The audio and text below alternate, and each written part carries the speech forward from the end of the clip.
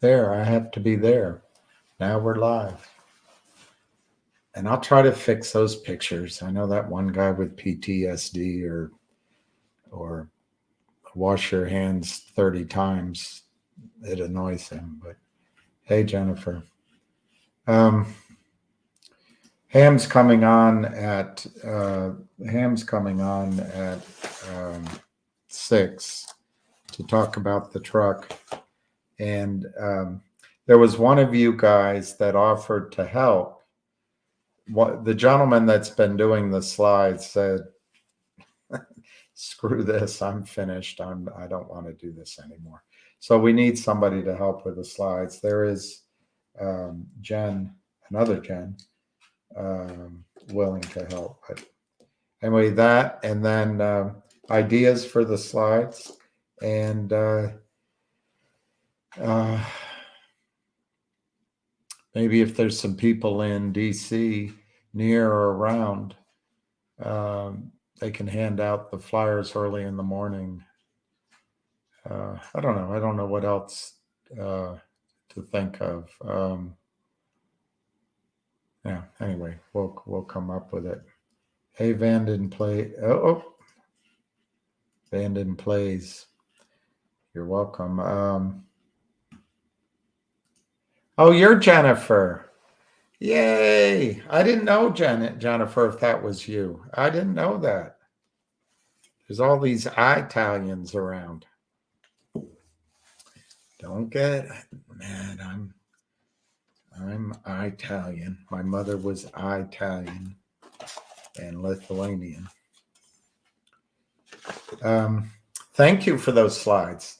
So we have to put those together. I have to write something, and I'm going to ask him. He's going to say I don't want to talk about it, maybe, but I'm going to ask him if he can go over what the items of fraud that we watched in slow motion are. What are the specific areas of fraud? So I'll write it up best I can. I'm not. It's not my greatest skill. Sad to hear. I'm making slides for trouble for the guy in charge to get them on the truck has quit us. Yeah, Don, that's it. That's it. I forget the gentleman's name, and he's done a great job. He's a good guy.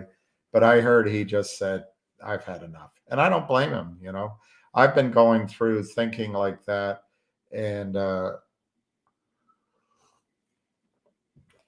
it's not the purpose of this call, but I think what we have to be, for those who still wish to,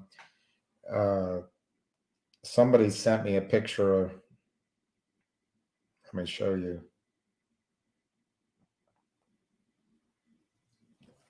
Somebody sent me this picture.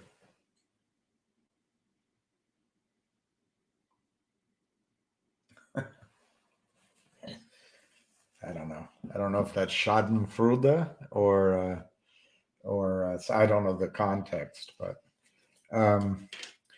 anyway, I think we're going to make money. We're going to break. We can't do it by ourselves, but we're going to break the. There will be transactions to make money on, which will be easier than all of this once we break one, if we break one. So anyway, I want to talk about strategies for the next 2 months. Not now. It's just something I'm going to do. Particularly tax loss selling, ways to take advantage of tax loss selling, ways to benefit from the January effect, and get ready for making money in some of these stocks. Maybe it won't happen this month. Maybe it's next year. But there's ways of benefiting from what's happened, the crushing illegality.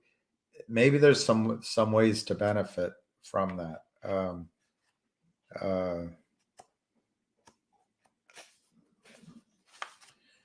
All right.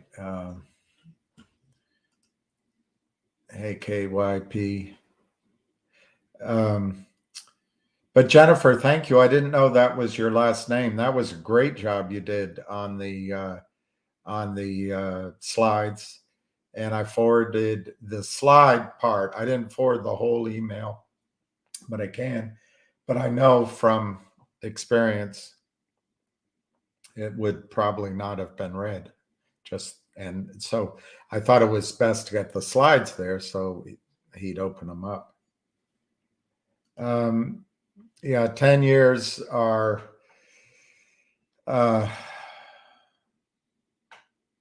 basically 5%, I think 5.5%. That's nothing as far as I'm concerned. But yeah, I can see all this in the background. This is me right here. That's me. That's Khalid, who opened Tango, Alaska, but he also ran, oh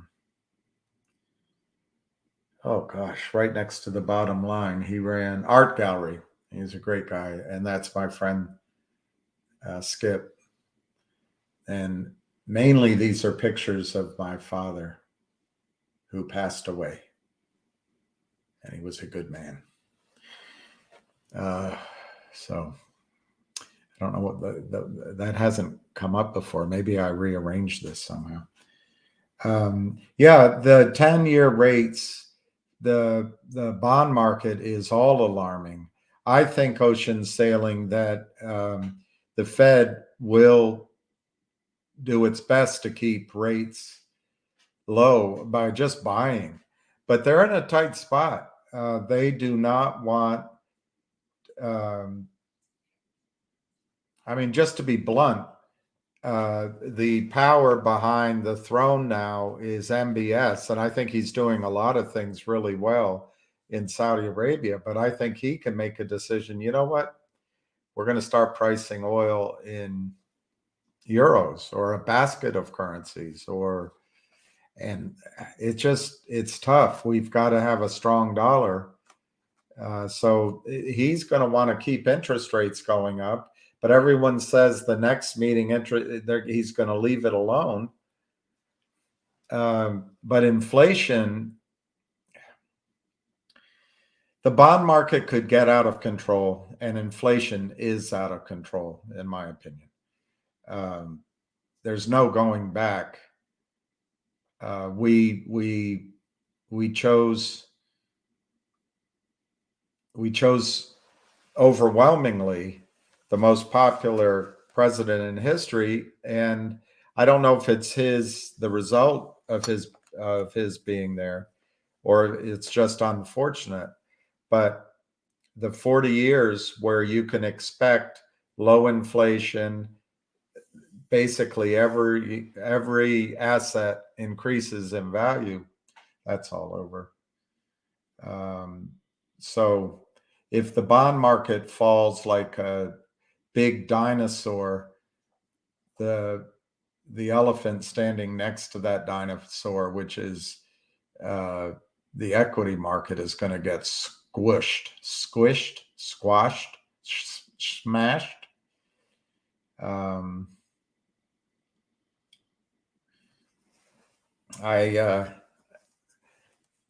Actually, I don't think I remember his last name. I was walking my dog today, and my dog took me back sort of to my old neighborhood and across the street. Why are we going? Anyway, we were walking down and I heard William, and it's one of you all,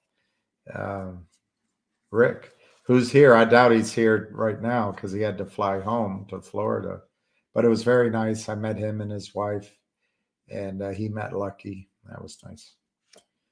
But yeah, ocean sailing.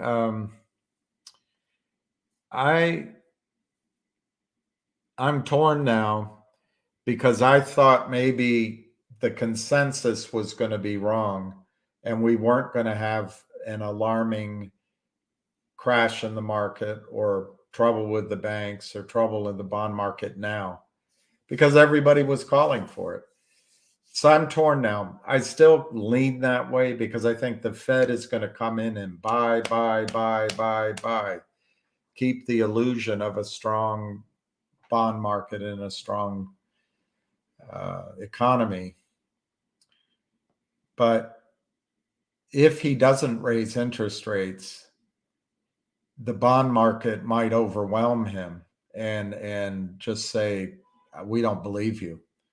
And once it gets out of control, once the confidence in the con game goes, you can't get it back. And what you guys don't remember, most of you don't remember, and I barely remember, but the Fed didn't always have control of the bond market for quite a while. What I mean is interest rates.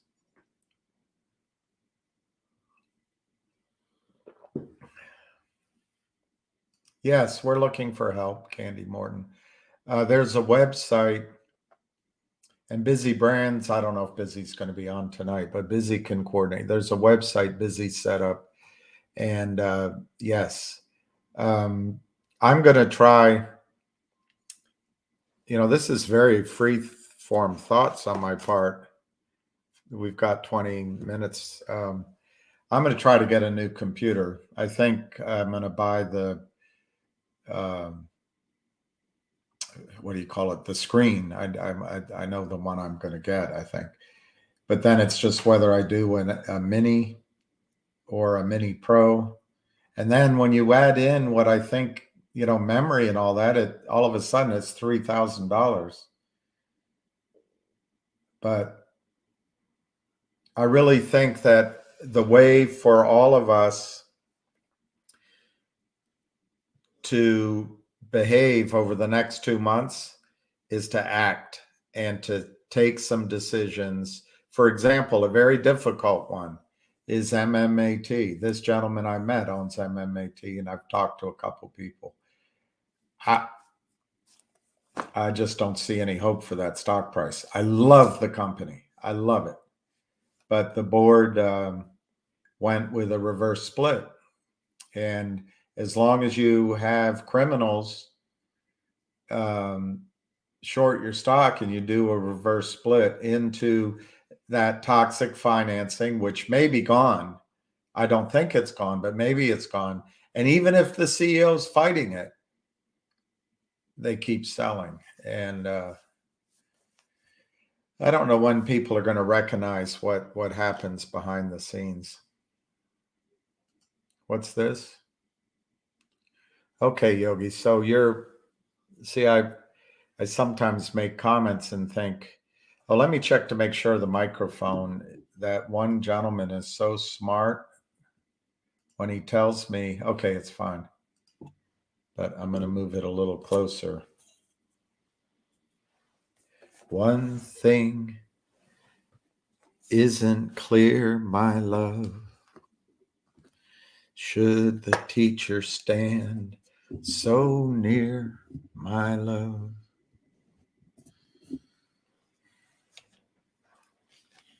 Okay, here.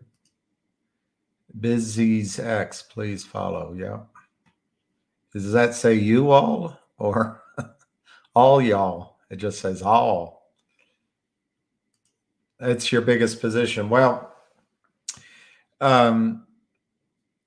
what I think you should consider, and I'm going to try to put it in writing so that my thoughts are thought out. But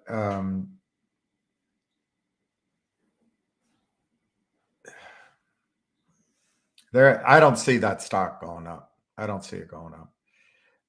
Now, it doesn't mean it won't go up in the future. I'm talking about the next months. And then you've got tax season, and the shorts are going to just destroy it. They're just going to destroy it.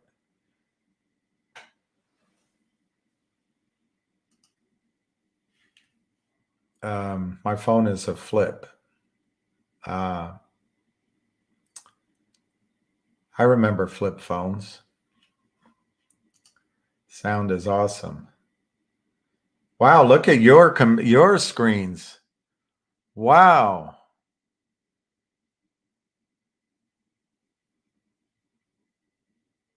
A lot of data. 1, 2, 3, 4, 5, 6, 7, 6 screens.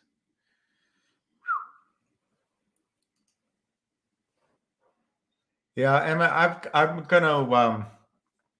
I've never talked to the CEO that's now been fired, but I had a talk with somebody that knows the company very well, and didn't get any specific ideas, but I do know that the board was advised not to do that deal,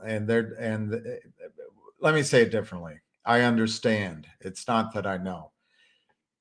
I understand the board was advised not to do that deal, but the board then went with the attorneys and went with the smiling faces. And that's the thing. You need leadership. And a group of people in a board, there's no leadership. If one person tries to lead, everybody else snaps at her, and then it's just a consensus. And it's largely what covers their rather large rear ends, and it has nothing to do with leadership. But uh, I'd we have one more week of October, and if there's a rally in that stock, I would use it for tax loss reasons. I'm not sure there will be a rally, but we'll talk about it. I don't want to get started on it because Ham's going to come on. What's this? I didn't see you, John Crossan. I didn't see you. I'm sorry I ignored you. I didn't see anything from you, John. Let me look. Oh, here. There's one up here. Good afternoon from sunny southern. Well, it was sunny here, but it's not warm. It's sunny. But I didn't see that. I'm sorry. What I did, John, from the top, when you guys first signed in, I went immediately to the bottom and then I've been slowly going backwards, and but my screen didn't have you on there. It's hard to explain. But when I go to the bottom, your blurb didn't even show. And so I'm sorry, John. I apologize for ignoring you. I didn't mean to. Didn't mean to.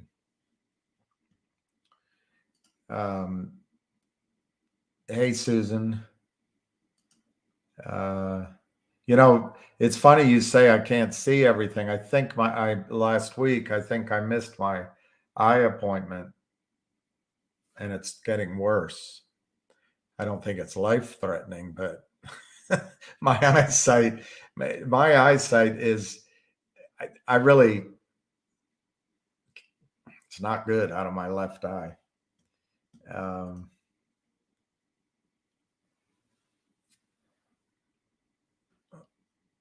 Hey, David, McLovin. Hey, Lou. What's this? Do you think MMAT would be open? I would think some of the shareholders might be.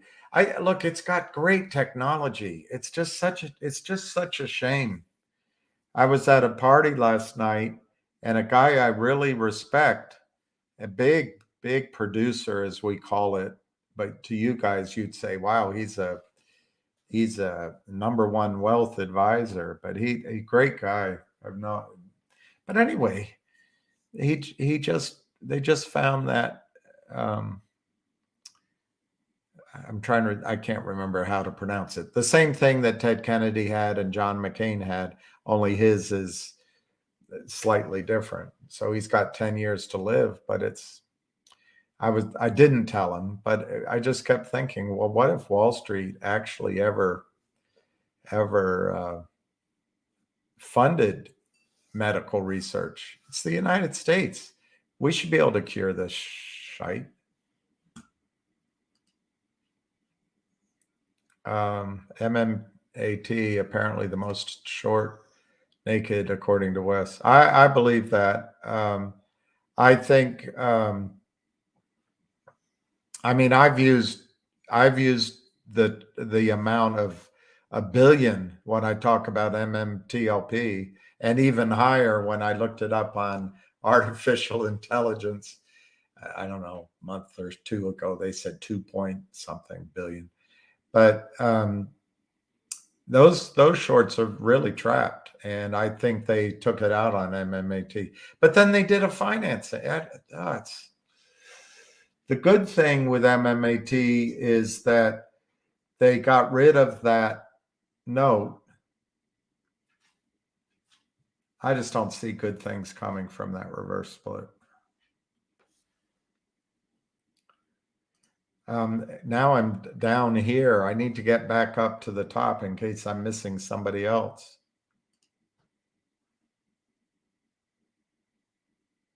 you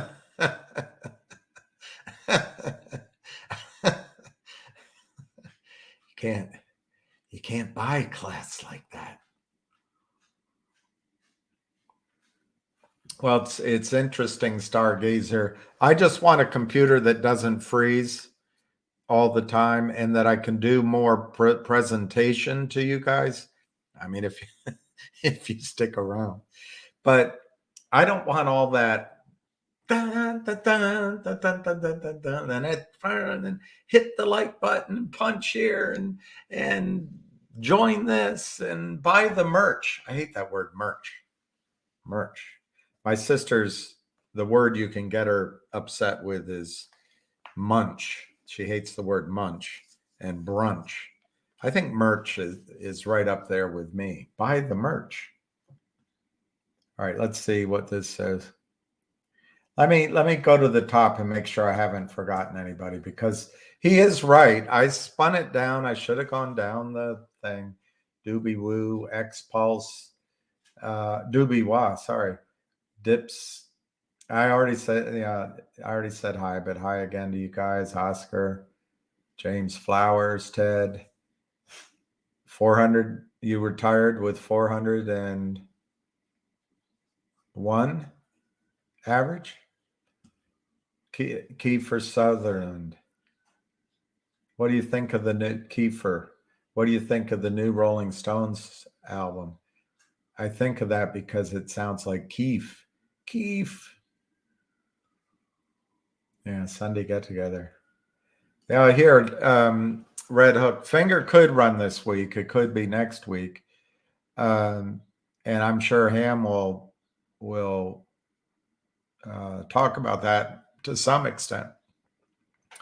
But I really think it's possible it won't run in any predictable way.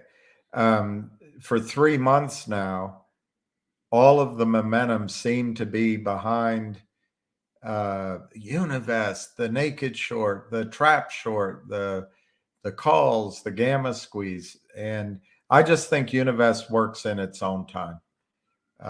We're the living room and hallway full of about 35 cats, all standing in their position and licking their paws and waiting and paying attention. And then a golden retriever walks into the living room. That's Univest. They're responding to different signals than we're responding to. We're all hyped up, ready to act, and they're just lumbering around. Probably they have more business than they can say grace over. And so my point, Red Texan, is if you own the stock, I think you're in a beautiful, beautiful position because I do believe there's a trap short. I do believe the short is large. It doesn't have to be more than 20 million or 10 million to just make the stock fly. And I do think there's a lot of good news coming. And I believe Univest is going to do something. But when? I don't know when. And so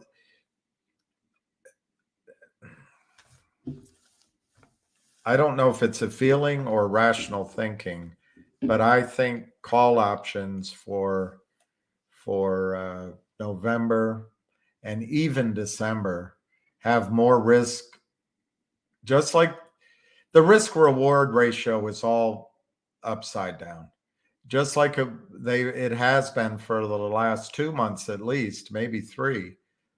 And anyway, I'm just not sure I can vouch that it's going to run next week in time for November calls. But I think it's going to run. Anyway, we'll let Ham. Ham knows more about all that than I do. Hey, Red Pepper. Hey, Darren. Hey, Ted.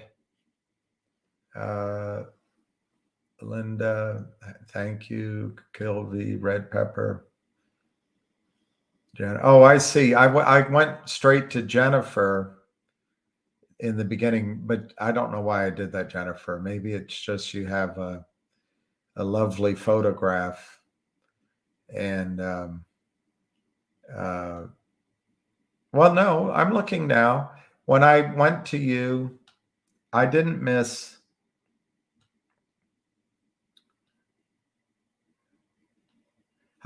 John because I didn't see him. That's weird. So, John, I'm sorry. The first part, you're not there. When I go to the bottom, you're not there. So by looking at the first part, jumping to the bottom, I skipped right over you, and I apologize for that. Oh, it's not 6 o'clock. What time is this call? What time is this call? Okay, 6:30. He's going to be on at 6:30, not 6 o'clock. And so if you guys have ideas of what we should put on the truck, and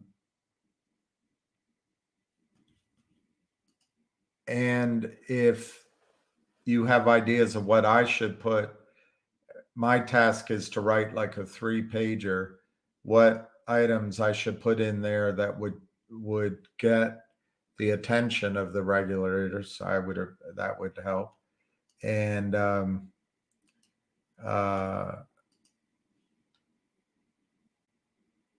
what fraud what they've done. Hey, Don, I'm getting nervous if I miss anybody. I'm going to be inside. I don't mean to insult. Yeah, gluttons. I just going to Red Hook Texan. I'm just starting to wonder. In the case of Finger, it doesn't matter what we do.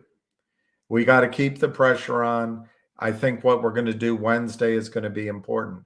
What matters is what Univest does. And so what we're trying to figure out is what Univest is going to do.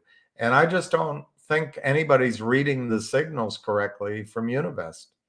We've been given over the top advice with certainty every month has been wrong. Some of it out on Twitter is completely wrong. But on the other hand, I think there's well, I'm not sure. Anyway, there's been people, whales, working hard on our behalf, on their behalf. So we'll get there. Okay, right there, I put that one up, and then John's text is right below it. So when I did that, I should have seen the one below it. And first, it just didn't catch. It's not really an excuse, but my eyesight is. I gotta go. I gotta go get this operation. I was wrong. When I swear you saw me when I pulled it up here, John Hancock's name didn't come up. But maybe that was the communication from my phone. I did it 2 or 3 times. He's still on their website. He's still an advisor for Lynn Partners. And good afternoon, John, again.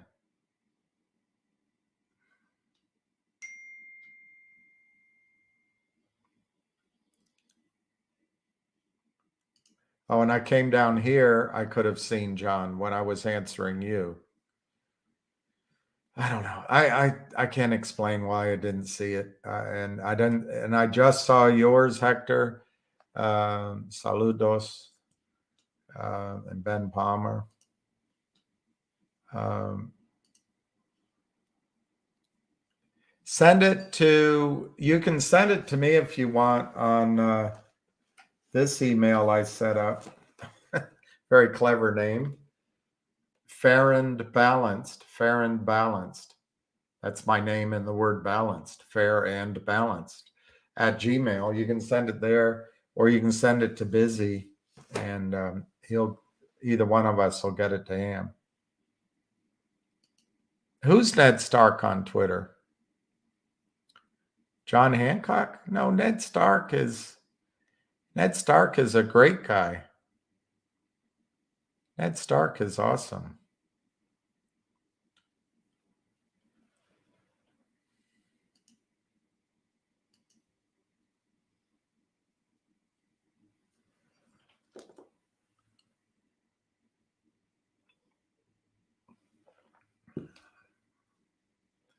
Tell me something good.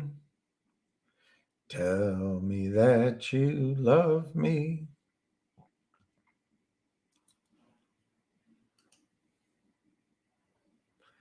Cheese, my McCracker. Why are we so open with our strategy sharing? Doesn't that give an advantage to the short? I think so. But if we did it quietly and organized it um, as a group, we would get charged with violating securities laws. And make no mistake about it, Gary Gensler would come down on that. And the SEC would say that is breaking securities rules. They go after the longs. They don't go after the shorts. Even playing field. There's no even playing field. That's part of my answer. So in other words, we can't do it. We can't collude. We can't have a strategy that we talk amongst ourselves and then launch. It's securities fraud. By talking out like this, almost everything in securities law and securities in I don't know what to call it, in a relationship of I don't know what to call it because I'm not a wealth advisor, but if you're a broker, wealth advisor with clients, the most important thing is disclosure. And so by talking out in the open, it's out there. But then the first part, I'm not sure it would matter.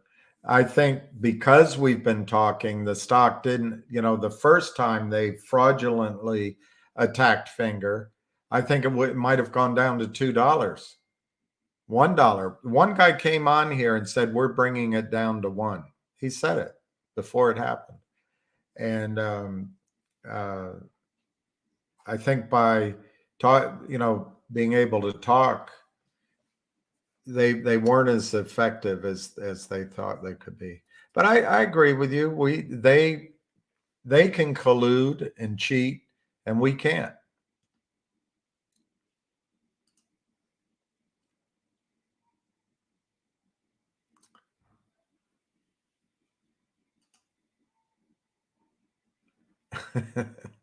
That's it. It's a pretty good move he's got. It's a pretty good move. I got a little bit of I got a little bit of rest, yeah. But yeah, I did. I feel better. I didn't mean to ignore your good afternoon. I just saw this click. I didn't mean to, John. Again, I apologize. I wish I had seen it because I would have given you a heartfelt uh, good afternoon from DC. That's a good idea. Let's add the advisors. Let me write that down. Let me write that down.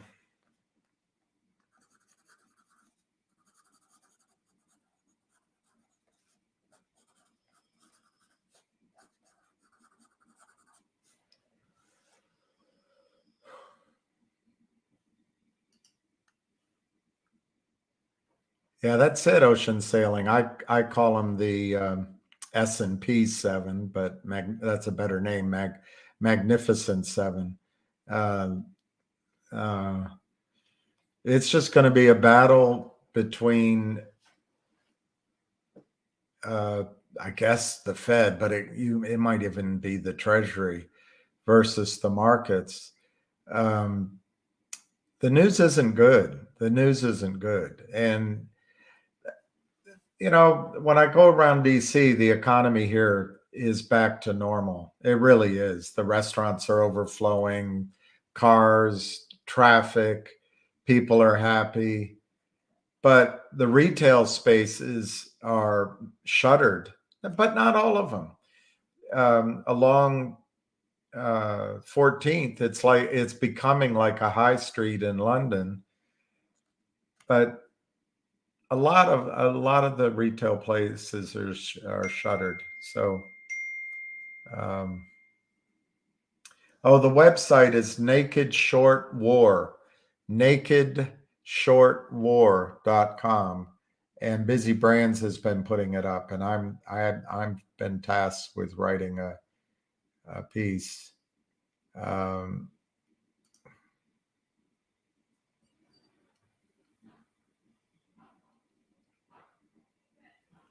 yeah, I'll write that down. Dropped it on no volume.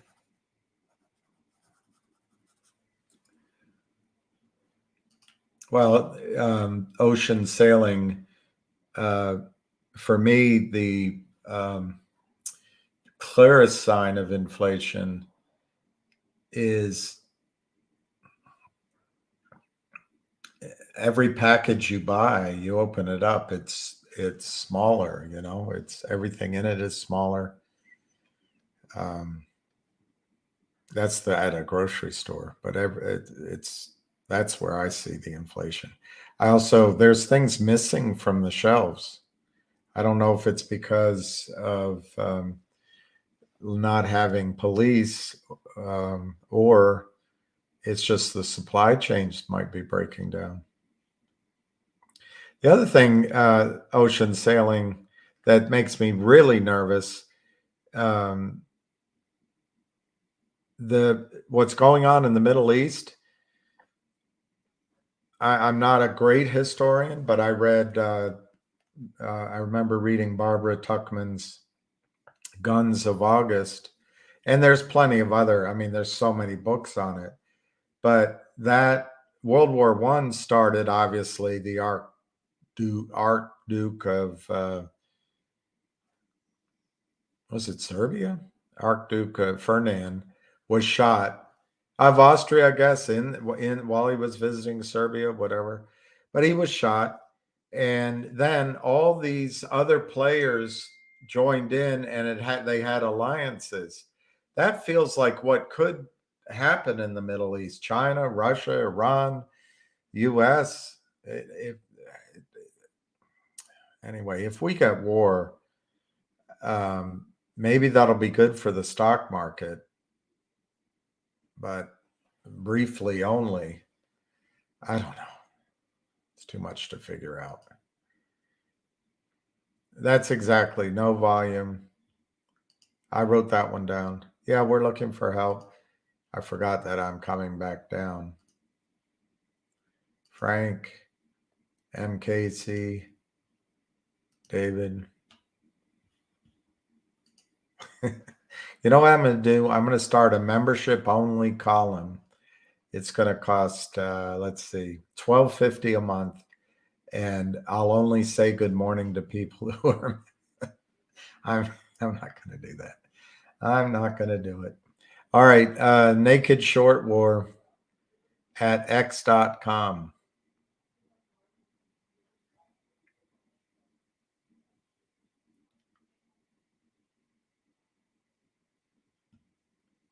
Yogi, we can make some money back. Oh God, let's see what Brazil is saying. Basic Mac configuration. No need to waste money. All right, basic Mac. So I can probably get the uh, so many things on there. So many choices. I worry about the memory, um, but I guess you can always offload stuff into hard drives, which I don't really know how to do. But I'm sure with that computer, it would be very easy to do. And then it's the RAM, I guess, is the only other important thing. Okay, I think that's good advice.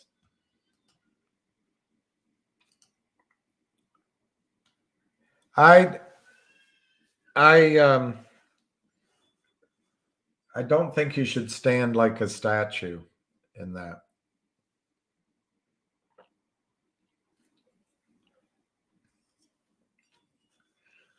And it's probably a prelude to some other financing. I don't know. These guys have been doing this for years. They have all the tricks.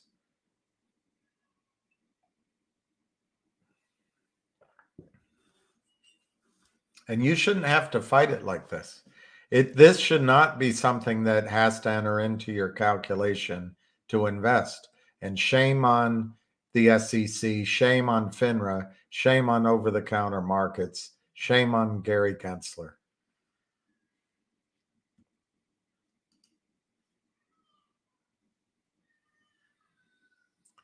Yeah, I'm worried. Same here, Donna. But I think they're going to get the. Ham disagrees with me, but I think the stock is going to go down in the morning, mid morning, because they closed it at 620, and I think there'll be liquidation of shares that which were exercised. It'll be brief thing. Um, there's no question somebody's in trouble in that or has been, but the problem is all they have to do is keep moving it, and at some point the pressure gets released and the stock goes down.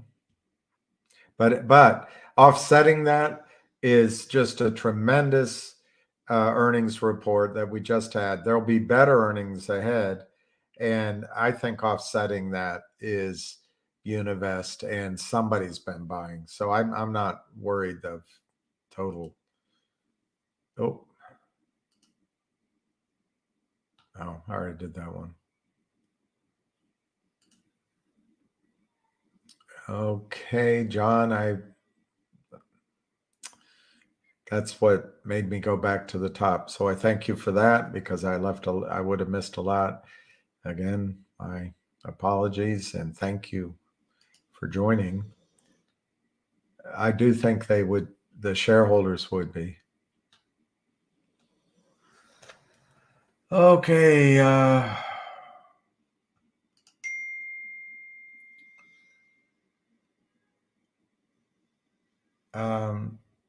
I don't do calls. Yeah. The calls were a mistake. I mean, based on what looked like really solid evidence information. So one of the guys, you know, uh, just powerful messages on Twitter, and it all not sure. GNS. I I I have talked about that, but I don't know a lot about it. I'll try to include that. I know he does fight. He calls it his fight, and I guess it is. But, you know, my understanding is that Ham educated him early on. Um, and it's great what he's done. He's called a lot of attention. He's clearly spent money and time, and uh, and I think he recognizes the issue. So I think that's all great, and I think his reach is pretty broad. So it's terrific that he's uh, you know that he's taken his fight to the shorts. The only thing I wonder about, and I have to look up, they did a deal. He did a deal, and um, maybe he didn't realize that the shorts are behind it, or maybe there weren't shorts behind it, but his stock went down. Um, all of these stocks, regardless, are going to be under pressure by the end of the year because of tax loss selling. All of them. That doesn't mean there won't be one that shoots up, but I don't really have any specific thoughts on GNS, but on his CEO, their CEO, he is fighting the good fight, and I think that's terrific.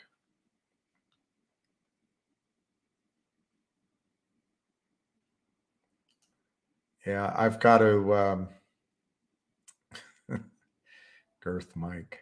I have to write. I have to finish writing up after we get off. But I'm assume I'll learn. I assume I will learn from you today, and it'll help me. Oh,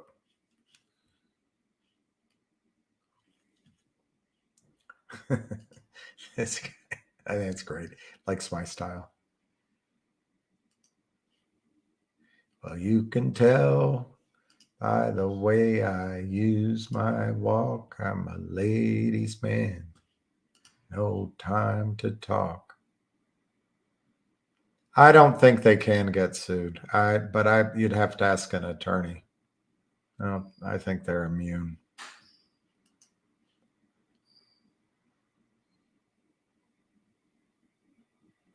No, I know. And this one over here, this is the good one, and it's getting something wrong with it. This one I can't see. I guess if I stare a long time, I can kind of, it says David William, all the eyes you spend. Look, anyway, it's very hard.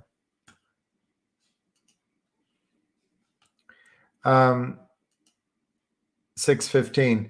There isn't any news, Christopher, but the annual meeting's tomorrow morning in New York.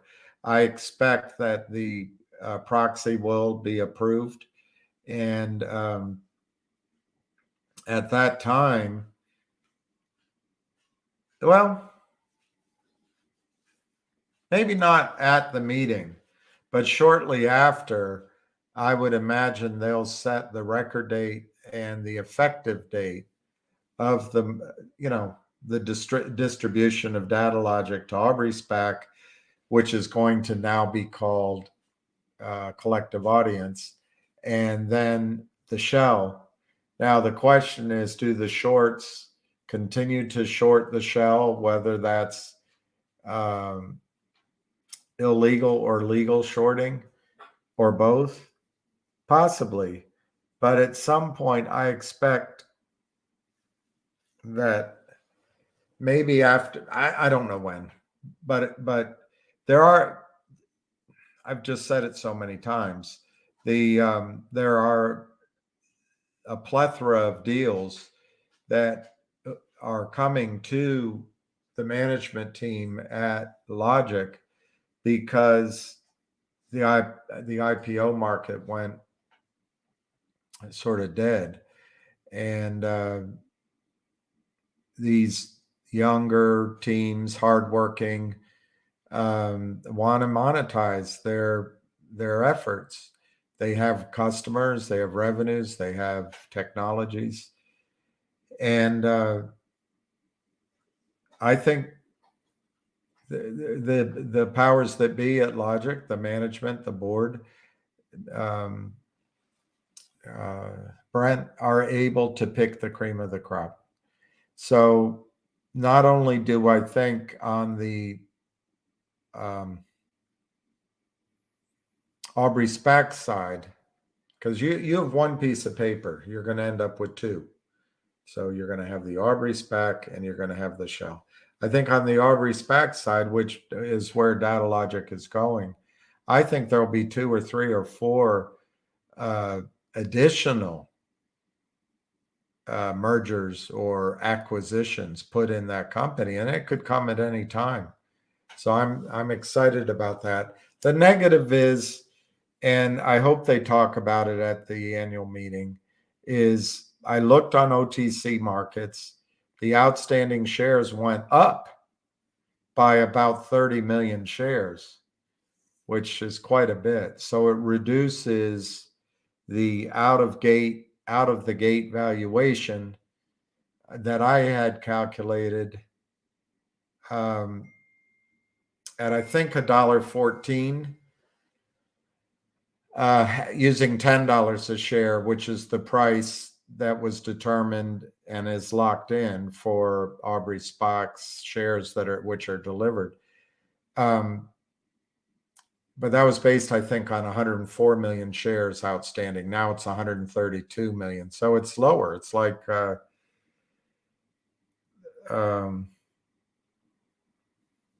think it's 94. No, I think it's 86 cents. It's 86 cents. And then I adjusted it for the fact that Aubrey SPAC was trading at $10.70 and it went to 96 cents on that piece of paper that you get. But the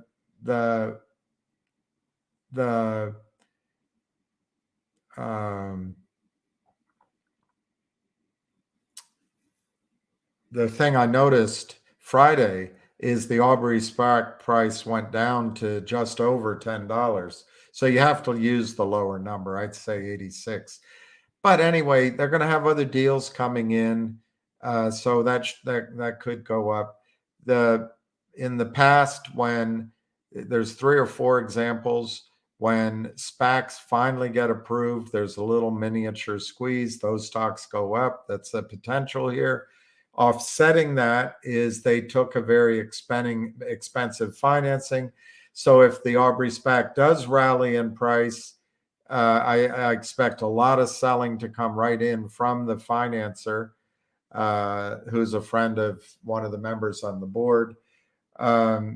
There is some language in the proxy as it describes it, that if the stock goes under $10 for 2 days or something like that, very hard to read for me, and I need to maybe have it printed out so I can just read it. So there, it's not riskless. But anyway, you're going to get that Aubrey SPAC piece. It's going to be called Collective Audience. I think that's ultimately going to be worth $2 or $3 a share. And then you have the shell. Will the shorts continue to sell it off? Yeah, I think so.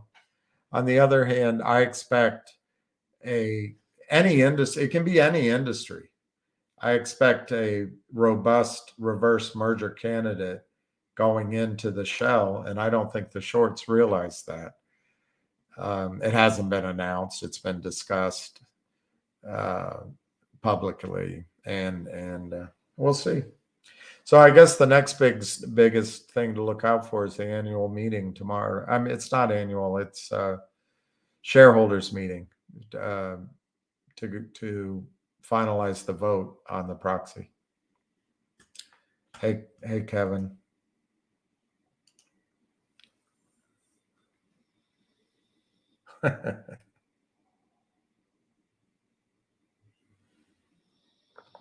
I'm open to hearing. I'm open to hearing that, but it seems to me that Paul is Paul. It seems to me that you're dealing with the real Paul McCartney now. So there was some event, and I don't remember. It's not coming to my head, but no, I don't think he died in a car accident. But that was the rumors. I am the walrus. And then when he crossed Abbey Road in bare feet, and then you play one record backwards. It says Paul is dead. Paul is dead. I don't know. I think we have much bigger things to worry about than. I mean, Mick Jagger got on stage with Lady Gaga 4 nights ago in New York. He's 80 years old. I hear the sweet, sweet sounds of heaven. I hear the sweet, sweet sounds of heaven. Well, that could be. It could take a while. That's all. I think stock is better than options. I think that's where I come down. I think I don't think the big players are going anywhere. And I think the short is in real trouble. And it's Lynn Partners is a front for short sellers. That's just how it is. And no amount of glass windows, fancy desks, guitars in the background, or spears purchased at an art market, or artworks, or whatever he has in his office to make him feel good and important. It's not going to hide the fact that he's just a front for criminal short sellers.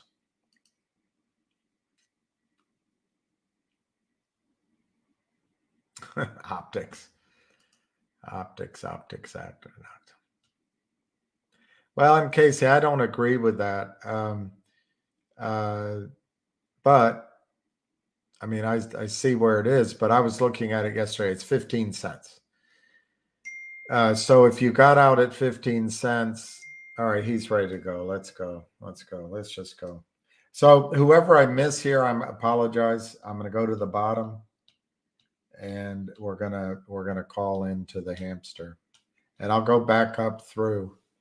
He was supposed to call at 6. He changed it to 6:30, and now it's happening now.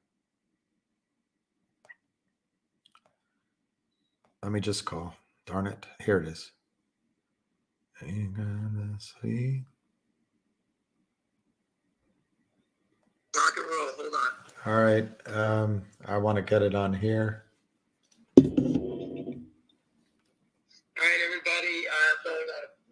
I'm going out a few minutes earlier. William, you got your sound is kicking back. You all right? It's does it bad sound? No, now it sounds okay. Is that all right? Yeah, it's fine. All right, everybody. This is not to buy or sell. Again, this is a short call. This is something we're working on. And we wanted to get anyone who wanted to chime in on their opinion on slides for the truck. All right. The only thing I'm going to say about this stock is, after thinking about it since Friday's attack, most criminals have this mindset. They're going to let it open tomorrow and have it trade up 30 or 40 cents on no volume. And then I believe that they will try to attack it back down, see if anybody wants to pay back up, thinking that we can move it back up. But I believe that they're going to, this is something that short sellers always try to do. They look for the stock to bounce back up, and when it doesn't hold, excuse me, I just had a Coke. And when it doesn't hold, they're going to try to attack it down to demoralize the longs. My only advice to everybody here, in my opinion, is do not chase it. Do not try to buy the stock on a run back up. Pick a spot, 630, 635, 640. Use a 645 top. and just stand there. And I would have to guess they'll come back down and try to knock it. And that's when it firms up. That's when the stock will take off on the next leg up. So I expect them to let it pop, let it rally back up, come back and just stand there if you want to buy it. If they come out of the gate just trying to drop it back down, then that's a different story. Then you pick your spot and do whatever you want to do. But never chase it up. Accumulation is how it wins. All right, that's what I wanted to say about that. Again, this call is not about trading the stocks. This is for everybody to understand what we're doing on Wednesday. All right, we will have a flyer to hand out with very serious information on it.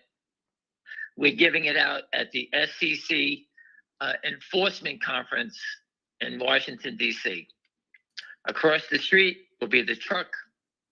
The truck will have some news slides on it, and they will be very brutal for SEC enforcement. The people that are attending this thing are all the top enforcement people in the United States. Okay, so having your name in bright lights, having your name in literature for everybody there will be brutal. Okay, we're not letting this get away. Everyone there will know Lynn Partners. Okay, and we'll follow the paper trail and money trail to get these guys eliminated from the Freud game. All right, that's what the motive is. We need to stop them, and if they want to keep playing like this, we will continue to keep exposing them. And to the gentleman Roger William, is that the I gentleman's think name? that's who told you. Yep. Roger gave us something that, when he told us about this conference, I almost fell on the floor. It's like a gift from the gods, as far as I'm concerned. We've been doing this a long time, and we were just trying to go back at the SEC, the Washington Post, the usual places. And he said the SEC enforcement conference, and I said, "Where is that?" He said, "Next Wednesday." And immediately we reserved the truck and we went right at it. All right, this is a very interesting. This is a very interesting idea. I think this is the one everyone in enforcement will know about, the Lynn Partners and whoever their friends are that's naked shorting.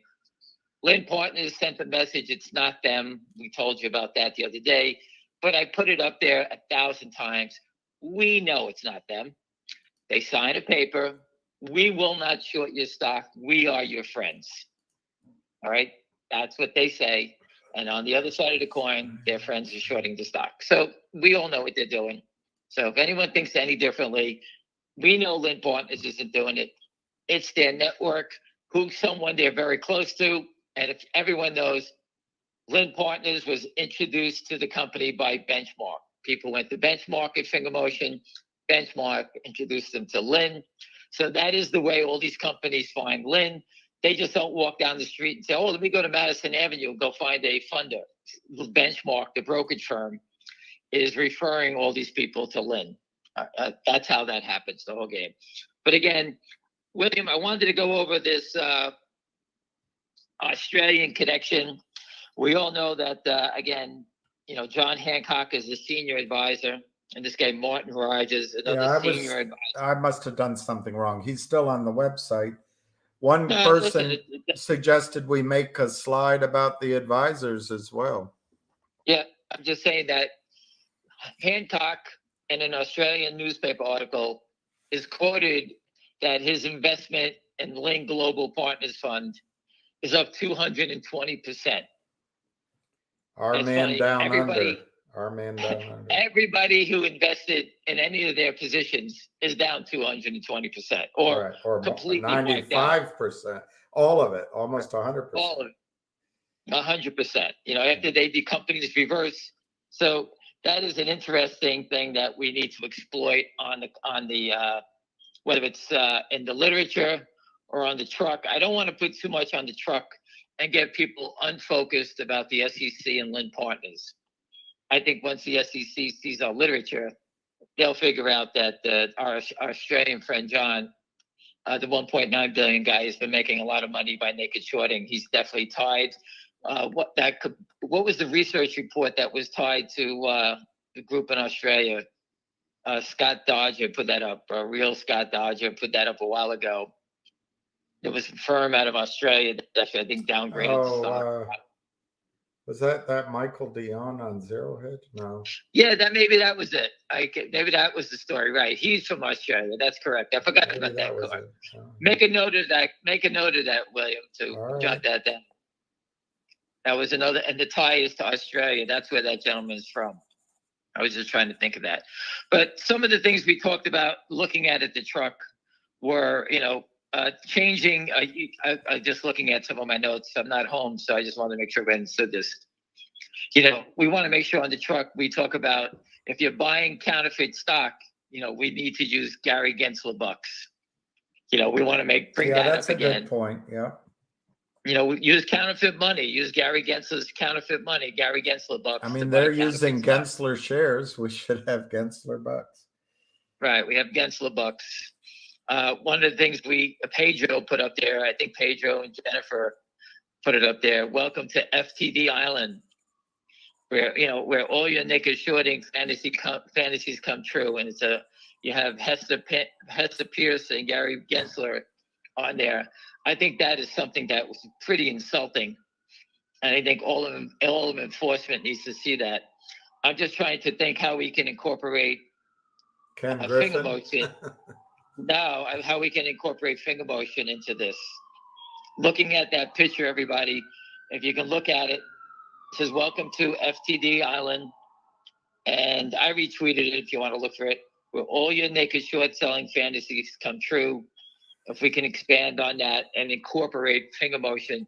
This is all about finger motion and naked short selling. All right, we want to incorporate those type of things on here. I also like to look at, where is it? I have a few more things here. Hold on one second. The securities, someone put securities dealer registration violations for dummies.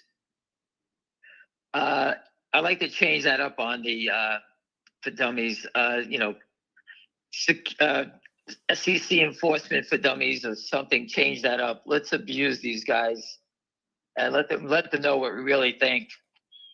How they let bad actors screw retail investors. How to counterfeit shares without getting caught. I like to change that up. Just let's add some pretty brutal stuff to that. If anyone has any ideas on that, remember the SEC enforcement is showing up. We need to make them feel uncomfortable.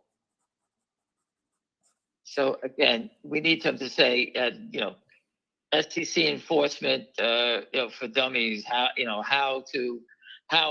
we will protect criminals. Something, if anyone can think of it, jot it down. If no one has any ideas what to say, we'll just figure it out ourselves. I'm trying to get everyone to use your noggins a little bit. Everybody wants to help out. We're willing to. We want you to be part of this. We're not exactly. We don't have a book on this stuff. I'm making it up as we go along. So I need everyone to say something. I think Elon's post is great. You can't sell houses you don't own. You can't sell cars you don't own, but you can sell stock you don't own. SEC enforcement, I was going to change that after that. SEC enforcement, let Lynn Partners sell 200 million counterfeit shares. Stop the fraud. SEC, I'm going to put SEC non-enforcement. That's a better word to use. SEC non-enforcement, let Lynn Partners sell 200 million counterfeit shares. Do you think someone's bringing it up? But I'm changing it slightly. Do you think if we said SEC non-enforcement allowed, I don't know, 500 million shares of MMTLP to be counterfeit, now 200 million of finger? No, I can't. Listen, this is a story. MMTLP is not trading. We need to get finger motion over the hump. I understand MMTLP. I understand GTII. Family members own it. I can't help out there yet. We need to get finger motion over the hump. Everyone will have 50 times more money than they have, and then we can go support anything we want to do. So it's important that we finish this fight off and get these guys to be investigated by SEC, and that's what the focus is right now. I'm being it's not be about it. Okay.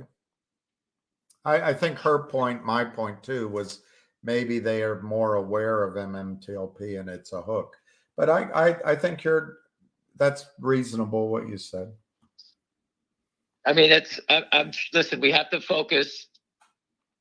I think this conference was a gift from Roger. I mean, you know, as far as Roger is concerned, Roger is so important for what he did. And that's just us asking a question the other day. If I didn't get on the call and say, anyone have any ideas, that's where we got the ideas from. That is why I'm on the call right now, to have you guys give us some of your ideas, jot them down, send them to William, and we'll try to incorporate it into the naked shorting for dummies. We need to address the SEC enforcement, right? This is what Not Legal Advice says on enforcement. I'm not maybe getting it, but I'll see if you do. He says SEC enforcement, forcing criminals to commit more crimes. For the slide. That's a good one.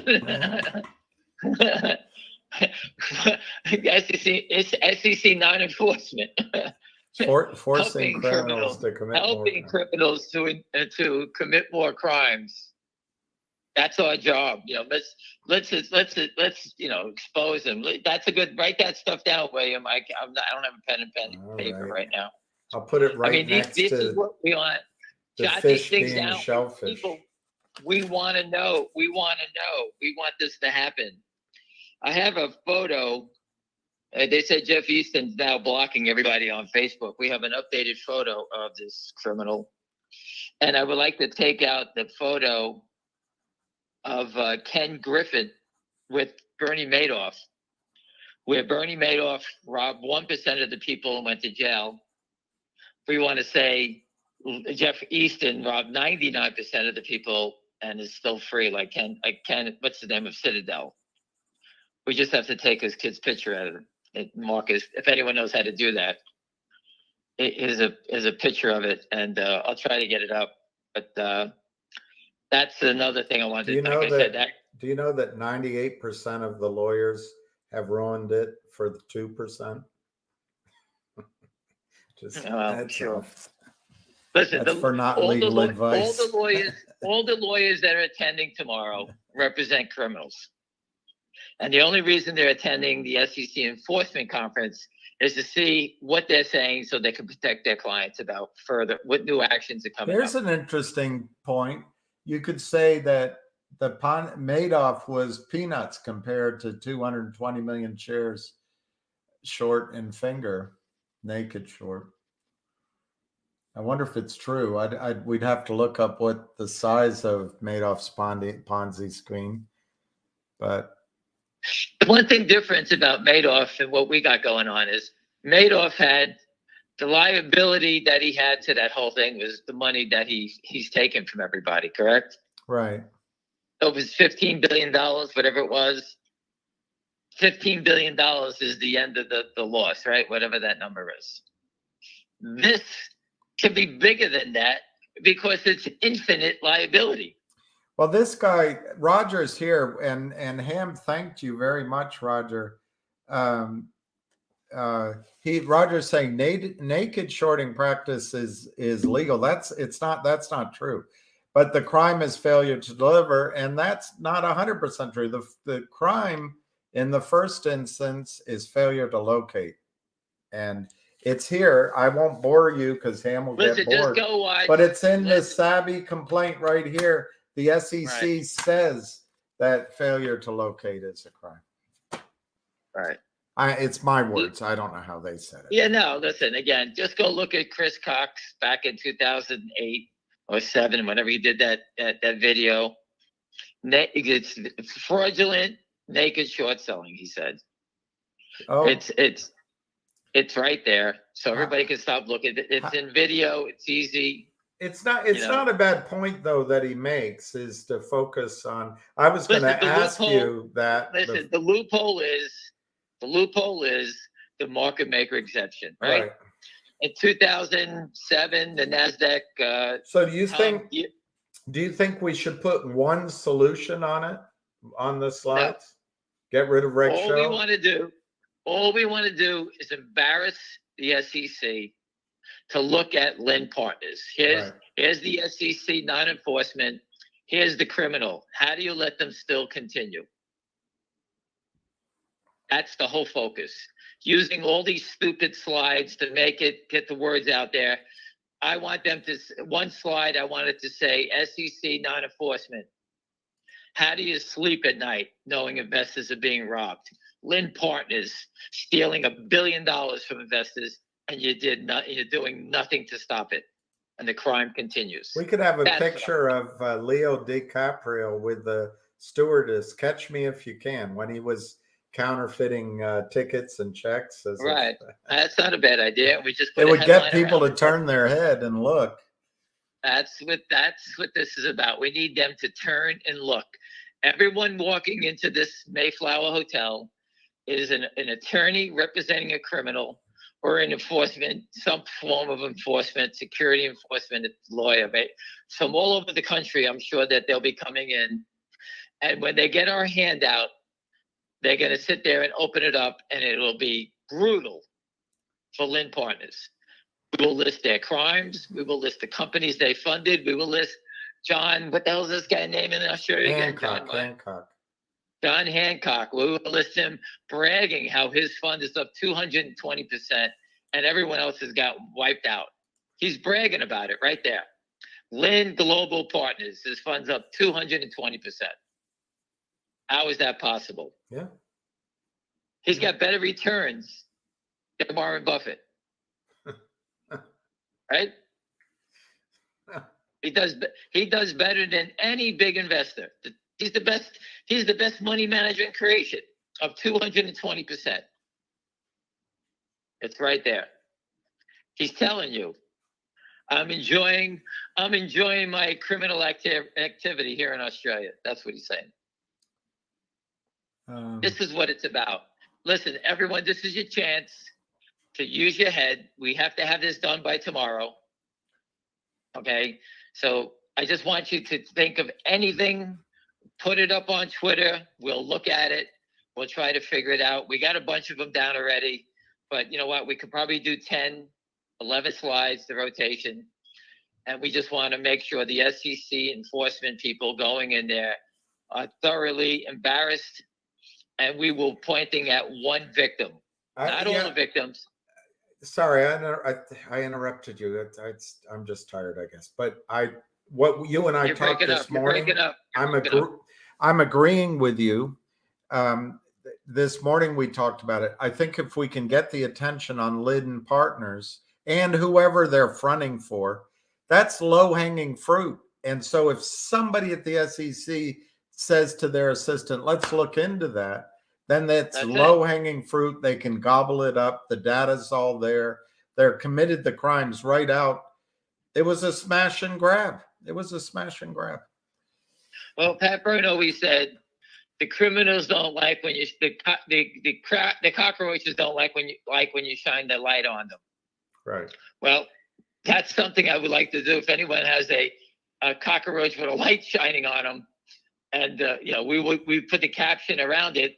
This is Lynn Partners. We shine the light for you. They're right here. Go get them. So there were 3 things I wrote down from people saying. One is maybe slow the rotation of the slides. That's a fact. We know that already. Okay. And then one gentleman said the Australian research was simply Wall Street. So we'll have to check on that. I already gave you the MNTLP concept and you didn't like that. And I can't listen, guys, I can't spread it out. We got one chance to expose one criminal. Yeah, let's keep it focused because you're going to get one idea. And I think if we can isolate Jeff Easton and Lynn Partners and it's a small chomp. They can take the bite and digest it and then spit it out instead of whatever you want to call it. Get it? We want everyone walking in there saying, who is Lynn Partners? That's the first thing. SEC, Stop Easton's Crimes. I like that myself. Right. Lynn, we have to say stop Easton's crimes. We have a photo of him. We will, we have a photo that he's publicly displayed, so I guess we can use it.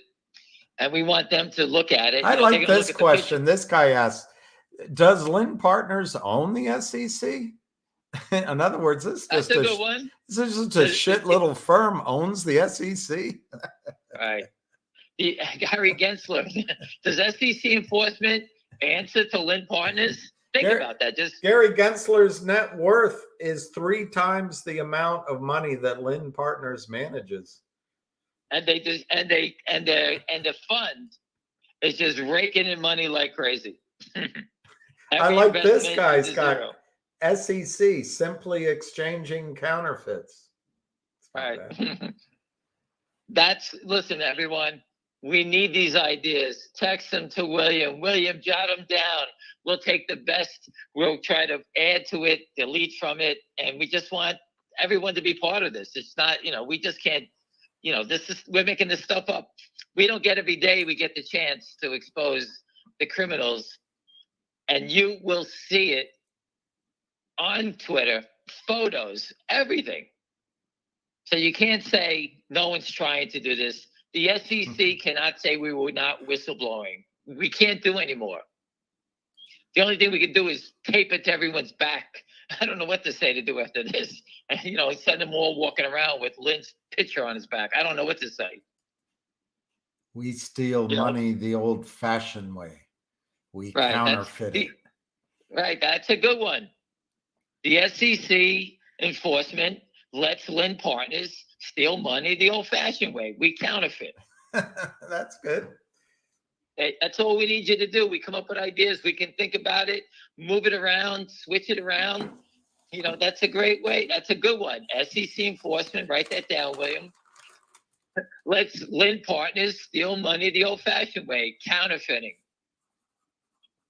Only 200 million shares so far.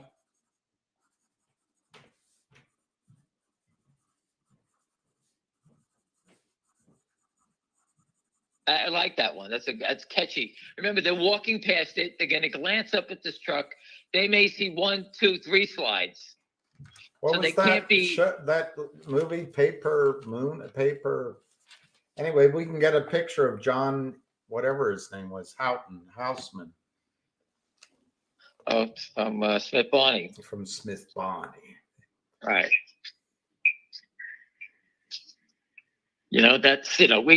These are ideas we need. We're desperately needing new, fresh ideas. The Gary Gensler bucks, Lynn Partners. I'm just trying to attach it. We use Gary Gensler bucks. We want to use Gary Gensler bucks to buy counterfeit shares that Lynn Partners is selling instead of real money. It may be a little wordy. We could cut it down, but the point is that Gary Gensler is basically allowing Lynn Partners. I'm going to ask one that's it's political dynamite, but you could say, how do you know the SEC isn't facilitating the funding of Hamas or terrorists? That's risky, but listen, I'm for throwing whatever haymakers we can, but just to get attention. Yeah, listen, Lynn Partners, SEC enforcement allows Lynn Partners, financial offshore terrorists, to destroy U.S. public companies. And just write at the bottom, how can you allow this? How do you allow this? And with question mark. Looking to increase your budget, SEC? Fine Lynn Partners. Right. Right. I don't know. Again, people, I don't want to keep you all night. I wanted to do this for a half hour today and just open it up. Everyone always wants to say, I want to help out. Everyone has Roger came up with the best idea ever. Put the truck here and look what it's done. It's got us all excited. We're going to get it there. It may not make the stock go up Monday or Tuesday, but one knock on the door and it's over. I like this, guys. Listen to this, John Barra. What are you enforcement forks you could say, folks, discussing in there. You haven't enforced a damn thing. Start with the crime exposed on this truck. Right, that's a good one. I like that. Make it a little bit shorter. Yeah. You're looking for an enforcement You case. want something to enforce this. That's exactly right. That's perfect. That's it. SEC enforcement. You're looking for something to enforce. Here it is, right here. Start here. Yeah, exactly. Write that down. That's a good one. That's short, sweet, and it smacks him in the face. Okay. Remember, the slide is going by. We need, something like someone put up Mr. Burns with Gary Gensler's face on it. Oh. A cartoon. It's on Twitter. I was thinking about grabbing that. That's something we're basically insulting him. We're just jumping on the insulting thing. Failed to deliver Island with Hester Pence and Hester Pierce and Gary Gensler. That is, and it lists all the little things about the crime. We could put up, SEC and non-enforcement, 9 billion fails to deliver a day. Yeah. Lynn Partners did 200 million of it. Yeah. Start somewhere. One gentleman's pointing out, Craig, is that why didn't the SEC disclose how many millions of shares were traded and how much the dollar loss was in their $7 million settlement with Citadel on September 23rd? We don't want. Listen, we That'll can't. distract the idea over to Ken Griffin, yeah, the billionaire. We don't want to get Ken Griffin. Besides, Ken Griffin provides liquidity. Let's lay off of him. Right. And listen, what would we do without his liquidity? We need to get them to focus and say, "Hey, guys, you want low-hanging fruit? Here it is. Who's this Lynn Partners?" If they don't, we can't get Charles Payne there, but we might be able to get somebody from the Washington Post. A gentleman, a guy named Tim, told a buddy that referred to me that he has reached out to local newspapers and there will be coverage tomorrow of this event. I know the president of NBC, but I don't think I could get her locally. I don't think I could get her interested. Well, they do. The guy said he believes the Washington Post will be there. People that cover whenever the SEC has events like this, public speaking, there's press there. He doesn't know which financial newspaper, the New Wall Street Journal could be there, he said. But he's reaching out to his contacts to see who is there, and he'll do his best. I like this Candy Morton. I don't know if that's her. I don't know if that's her handle on Twitter, but she posted a picture of a hunter, and it was representing hedge funds slaughtering 401ks and college funds, which were the geese. Maybe that's a good picture, but that certainly is what they're doing. No, yeah, you got it. But we need to somehow incorporate it to Finger, to enforcement and Finger. We need to get it to Lynn. Whatever we're doing has to be directed to Lynn. So if you think that you could put the words to that picture and change it so we can have it edited by someone, please give us your idea. Use this picture with these words, and this is what we came up with, and it might work. I have no idea. We're looking for the silver bullets. We need 10 slides that tell our story, and it just keeps rotating because the financial press will go out there. The driver's going to have a handful of information to give out if anyone wants to know anything about it. We will have a barcode on the handout that will take them to a site that will have Lynn's crimes against finger motion listed in order. And the charts, Avid Trader did those great charts on all the companies that they invested in, that they're all zero. Yet this guy's funds up 220%. Enjoying what? Where did the money come from? Where did they invest? We could say that Lynn Partners is part of the biggest financial fraud in history. Prove it to yourselves. Lynn Partners is the leader. Yeah, and here's it just happened. So I don't. How do you keep it short? Low hanging fruit. Lynn Partners, part of the biggest financial fraud in U.S. in history. Well, you know, Scott Dodger posted that wherever Lynn Partners was playing, that Savvy Management was around it also. Savvy Now, I would think Management. That so. guy Here was it is. 23 years old. Hal Mintz, you know, and Lynn Partners worked together. You caught, you prosecuted Hal Mintz. You forgot his partner. You know, wait, what are you doing here? This is Mintz. How about this one? How about this one, William? Yeah. SEC enforcement.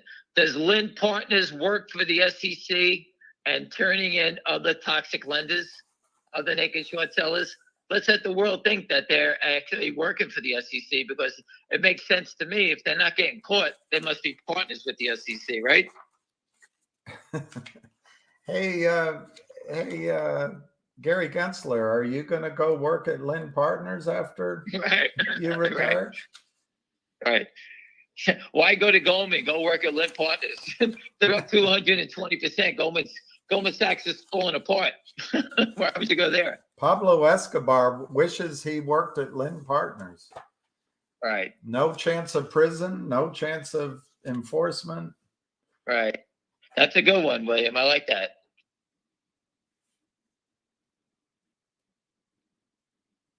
See, this is the charge in the SEC against Hal D. Mintz, a long-running fraudulent scheme involving abusive naked short selling.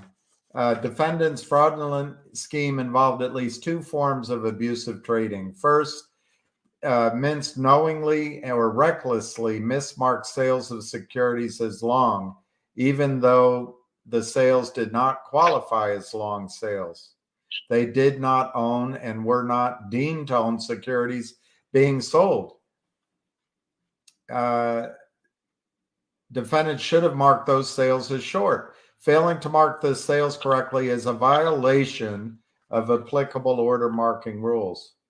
And then defendants had not located, i.e. borrowed, arranged to borrow, or had reasonable grounds to believe that the securities could be borrowed, the shares they sold, and further failed to comply with the locate requirements of Reg Show. Second, defendants engaged in additional abusive trading in which they marked and sold shares short when they knew, and this is what I love, or were reckless in not knowing that they had not borrowed or located the shares.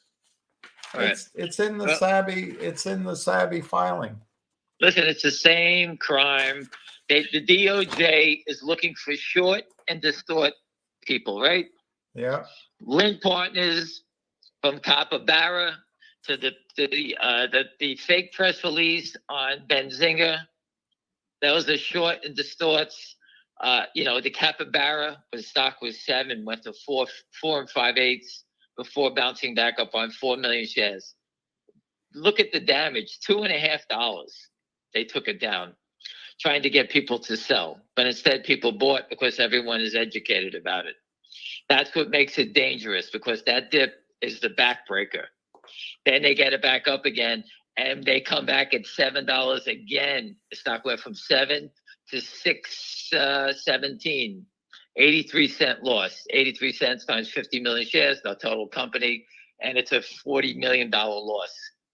There's proof of damages to everyone involved from the fake reports. No names, no nothing. Mark Bazile, I texted him on Twitter today. I said it to him that he needs to go after Benzinga and Jason, the CEO of Benzinga, and find out who submitted that. Did someone pay to post that? If so, how much? Who did it? We want the name of the person that submitted that fraudulent report that the company missed revenues by 40%. These are the type of things that the law firm can handle. Our job right now is for Wednesday. Let's stay focused on that. We could ask the question, is there a top cop? Is there a cop on the beat? Is there an enforcement officer in the hotel or something like that? I would like to put a picture of SEC enforcement and put a picture of them, the Keystone Cops all running into each other. I like That's that. what they are. One of those yeah, the Keystone Cops or that Buster Keaton running around black and white. Or Detective Clouseau, the Pink Panther. Or Mr. Bean. Mr. Bean. I mean, this is what we're dealing with. The problem is that, listen, the SEC is not stupid people. They are, I believe they are investigating these crimes. It just takes time. I really do believe it. I think that they operate within the guidelines of the law. All right. I just think they have no idea, no understanding how the equity market works. What we have shown you and taught you, you are light years ahead of SEC enforcement. That's why it's important that the information that we will get to them will show the charts, the bear rates, the time, the names involved. We can show them their backers with John Hancock. He's up 220% as an investment and advisor to Lind Partners. Someone needs to look in this. It's offshore. The money's leaving the United States and going to people offshore. Is Jeffrey Lind being funded through John Hancock when they pay out? Is something, there's a paper trail somewhere that's leading back all this money being made. You know that Lind Partners is getting a piece of whatever's going on here. They're not the front men trying to make 2%. They're the front men looking to say, hey, we'll do all this shit and rob everybody, but we want 60% of the money. That's what I believe is going on. Because there's no one in their right mind would commit this much fraud to make 2 or 3 or 4 or 5% of the money. It's ridiculous. You know, you could say defund the SEC if they're not going to enforce the securities laws, we could say if the SEC is not going to enforce, hire these people, and we can find whatever anybody thinks that we could replace the SEC with that will do the job. I don't know who whatever you think it could be. You could also, the SEC. Hey, listen, how about this? Defund the SEC. And hire this guy, put a monkey with I like that. I like that. You could also say that put out a deal for, there's so many lawyers in the country that need work. Just split it 50-50 with any lawyer out there can go after any case. And if there's recovery, 50-50. And just start with Lind Partners, start with Power Up Lending, and go to York. We're starting. We want the attention on finger motion. Yeah. That's it. Finger motion goes, GTII is a layup. We have no problem after we all make money in finger motion to go to GTII, helping MMTLP. We have no problem with that. We need to get finger motion over the hump. We're an inch away. At $7, you can see the desperation. We took it on the chin 4 times already when we got to 7. There it is right there. Again, I put, like William said, put it on my gravestone. The only way out is up. That's what he said. Somebody said it. I love that on your gravestone. The only way out is up. My gravestone. I told my family tonight, pencil this in. The only way out is up. At least I'm going the right direction. I don't want to go the other. I want to go to the good place. That's what it is. I can't think of an example, but there must be an example out there of something that gets tilted, like a pool table or a golf. Anyway, you could say level playing field. William, there you go, William. Level playing field, and then have a picture of where it's up. You know, it's not level. It's slanted, right? That's a good idea, yeah. Right?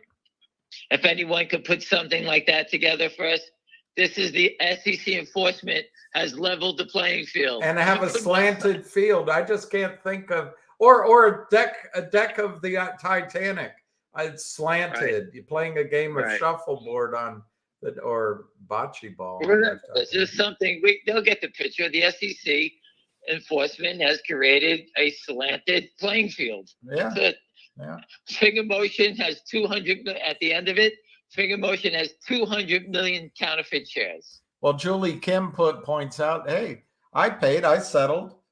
Where are my shares? You guys didn't settle. I mean, when you That's a think good about one. it, they can just sell endless stock. They don't settle.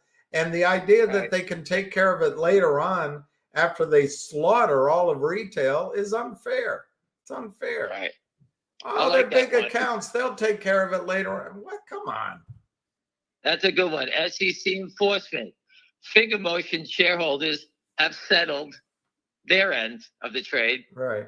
How about forcing settlement on what we I'd purchased? love. I wish we could hire Samuel L. Jackson and have a thing. Boom, boom. What's in our account? What's in your Right. account? Because that's the Right. thing. What's in our accounts? What's in our? That's a good one too. SEC enforcement. Finger FNGR shareholders want to know what's in our account. I like that. What's in our accounts? Very easy. We're Yeah. sick of buying. We're sick of IOUs and counterfeit shares.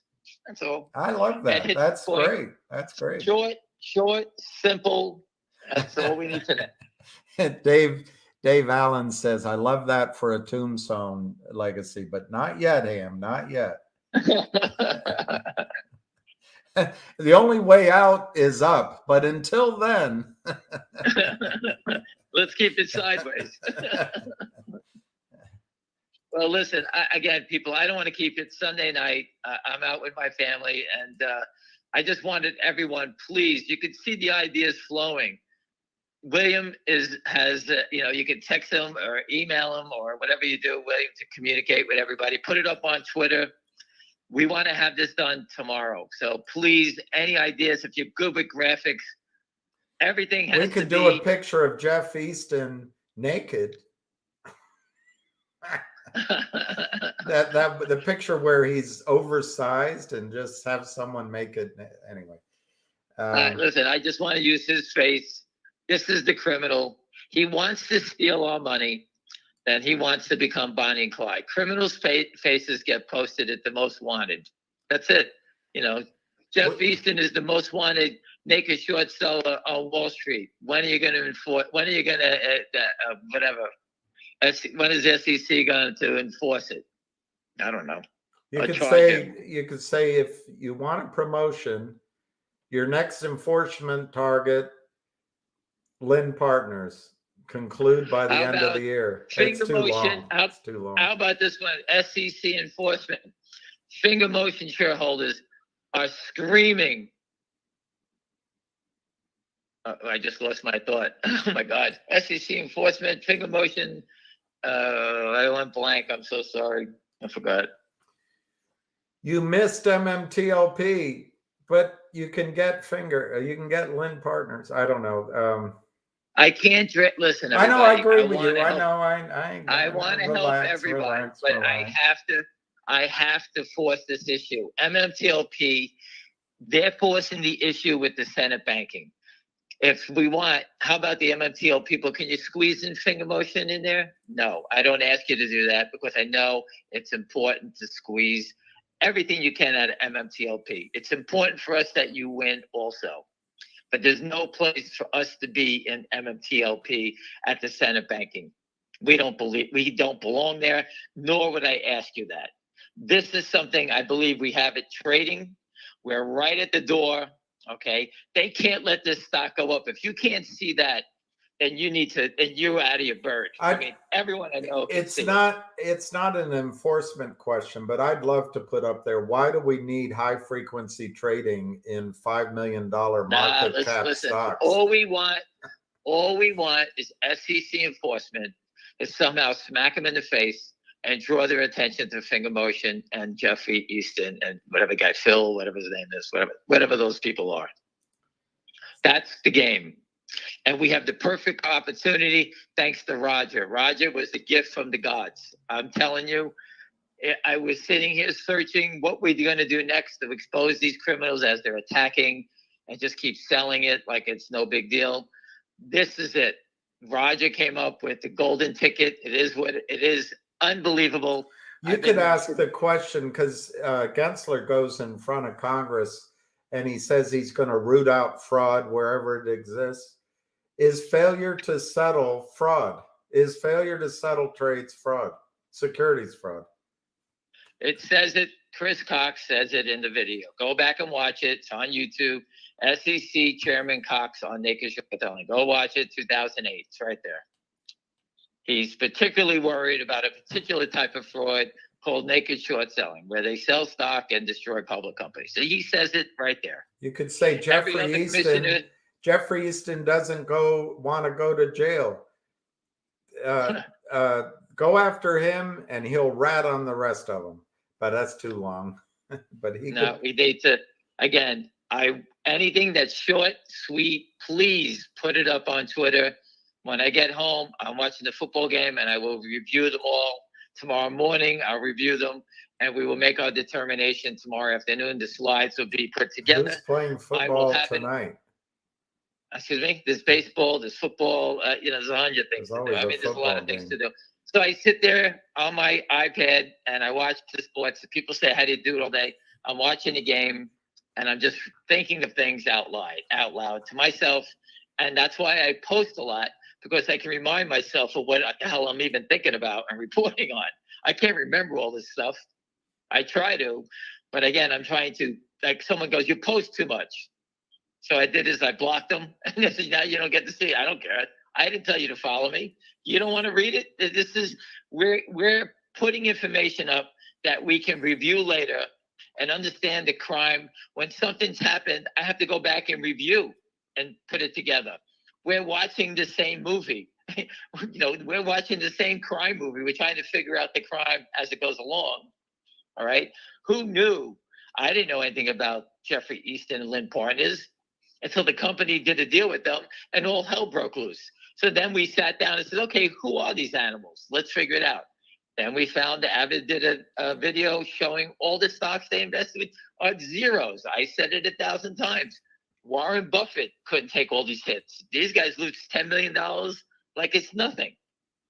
And that's the focus of this thing. We need to expose this thing, have someone, all the SEC has to do is follow the sell tickets. Obviously, the Blue Sheet investigation will tell us where the money's going. So who's doing this? The website is called Naked Short War. This is what Busy Brands has done. And he's helped us out. Thank you, Busy. He's worked his butt off, so he deserves a big congratulations. The guy's been nothing but an ace. He's bringing people to the table to help us with graphics. We need the words, the pictures, the ideas. That's where every investor's on this phone. I don't care if there's 10 of you. Figure it out what you want to say. Be part of this thing. Don't sit there on your ass and do nothing. Here's your opportunity. Come up with an idea, and you can tell your family, hey, that's my idea. Of all the crazy things, look what I helped get through. That's what I want you to feel. And you know what? I don't want it to be my words. I want other people to say it. I have no idea. I'm just going what I see and just changing the words up. And we have to get the SEC to be embarrassed. Point the finger at, you want to fix it? Get Lynn Partners. We're whistleblowing. Lynn Partners are the criminals. SEC, enforce. These are your criminals. Stop the fraud. Very easy. People will walk by. I expect Wall Street Journal to be there, Reuters to be there, Bloomberg reporters. When the SEC speaks, go look and see all the press releases when the SEC speaks. See if Reuters, Bloomberg, all these companies follow it, the New York Times. When the SEC has a conference and they're speaking, all right, no one people listens. Follow it. No, I'm not saying that. People do report on it. Yeah. All right, so just look at it that way. Busy needs a logo. So he's asking for any designers. So if you're there, if they just go on Twitter or go, I don't know how you otherwise reach Busy, but all right. Well, listen, everyone, I have to go. It's my family's calling, and I'm done for the night. But again, please post any ideas you have.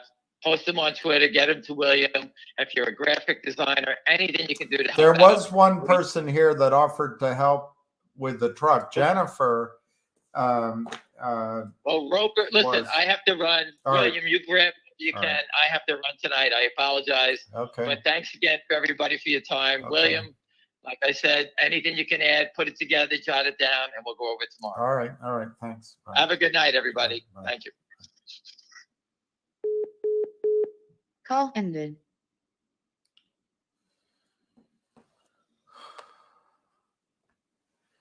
In a way, I'm glad it's over. In another way, it turns me inside out.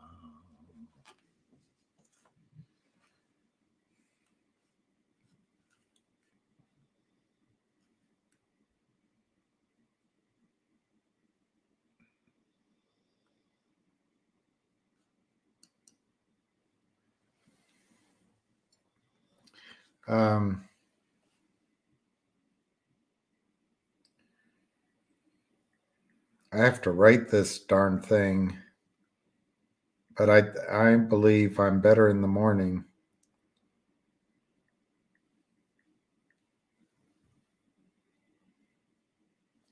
I believe I'm Wednesday. Oh gosh, Wednesday is the day. Yes, that's in the morning. Thank you, Jeff. Enjoy your. What's love got to do with it? It's just second-hand emotion. What's love got to do with it? Yeah, it's all controlled. It's just terrible. I'm personally, I'm sick of it.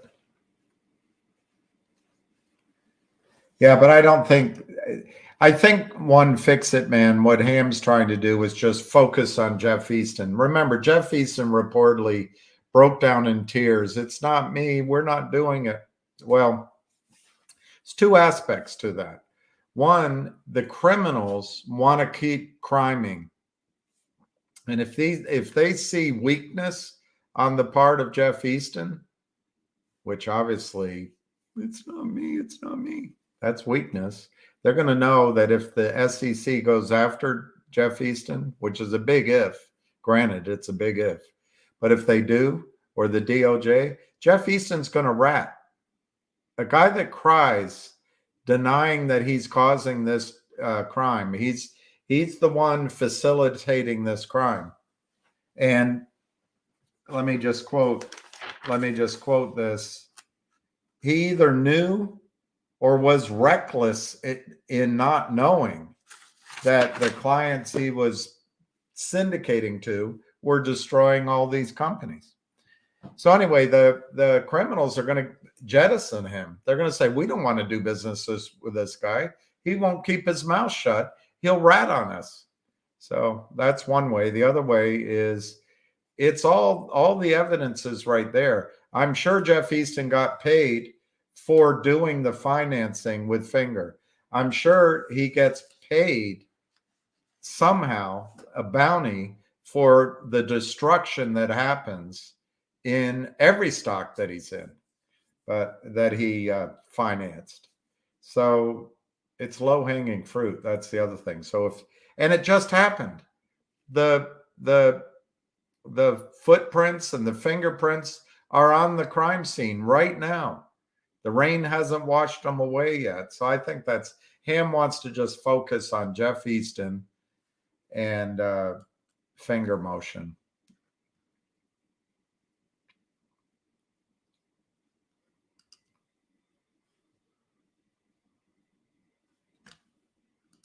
People playing cops and robbers.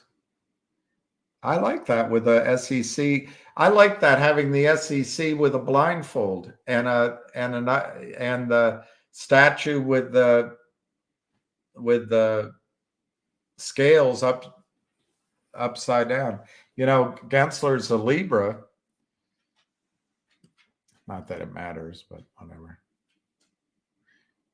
There is a monetary cost to you, not to him. He's so bloody rich. Gary Gaslight. The little truck billboard. Times Square would be great. Just getting one of those. But what's weird is no one cares about this. No one in the journalism, no one in Congress, except for a couple, and uh, all of you guys, even Jeff Easton, if he's calling up a CEO and crying, there must be some conscience inside of the guy, but it's only for himself. But I mean, it's happening. You got to enforce, you got to bring back the uptick rule. You got to stop believing that the criminals have better computers than the SEC. That's ridiculous. Just enforce the rules as they are. Get rid of the fake market makers. Settle the trades. You don't need high-speed computers that do that. I'm using a computer that barely works, and it works. All you need to do is settle the trades. It's not hard. It's not hard. Do you agree to root out fraud at the SEC? I like that. I like that.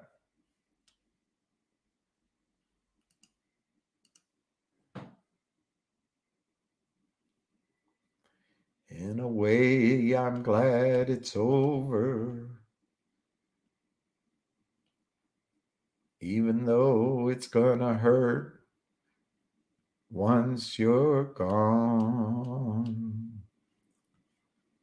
But I can live to learn to live without you. Give me time and I can make it on my own. Loving you. I wish I could get it right. Loving you to me came easy. Now losing you will change my life, no doubt. In a way, I'm glad it's over. In another way, it turns me inside out. In a way, I guess it's better. Even though there's nothing good about goodbye. But I know I couldn't hold you. Now you've found the wings and you be groomed to fly. It's for sure I'm gonna miss you, but I guess that's what goodbye is all about. In a way, I'm glad it's over. In another way, it turns me inside out. Love. Love is a losing game. One I wished I'd never played. Played out by the band. Love is a losing hand.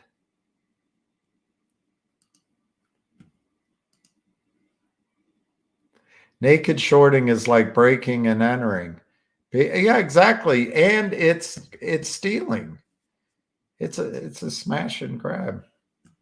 I don't think it was Rod Stewart. I think it was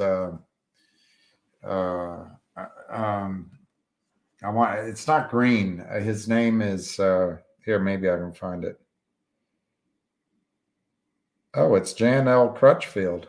But I thought it was sung by Green or Green. Anyway, I can't remember.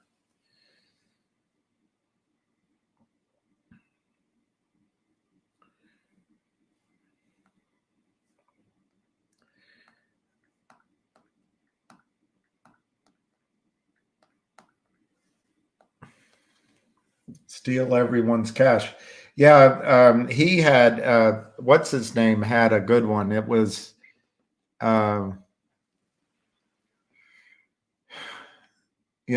the Overstock guy had a good one.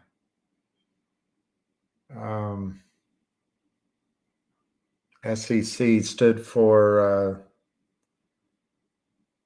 Selective Enforcement Commission or something like that. Wind beneath my wings. Ugh. That's one reason never to get married. That song is one reason never to get married. And the other one is Etta James's song, Two Reasons to Never Get Married.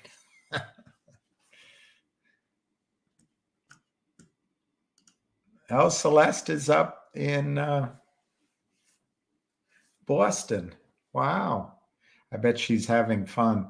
She doesn't understand any of her uncles and nephews and nieces. They all talk.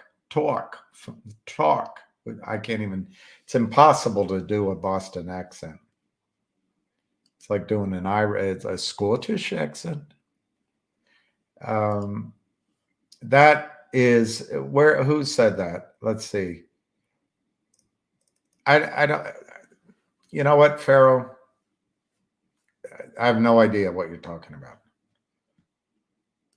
It's not something I want to talk about here. Sell everyone counterfeit shares. That's a good one. Well, Gensler will be on the truck. I'm sure he'll be on the. I'm sure. Love hurts. It wounds every heart. And I know, even so, something I can't remember. And it really hurts a lot. Love is da-da-da. Love hurts. Ooh, love hurts. Yeah, it is racket, and it is trillions. Coyote earring.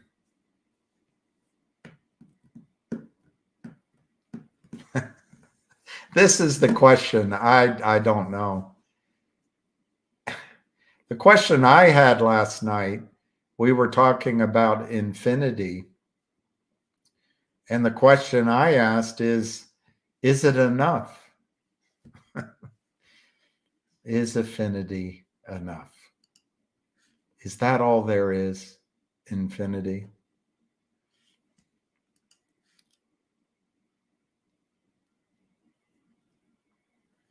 No. Love is like a cloud.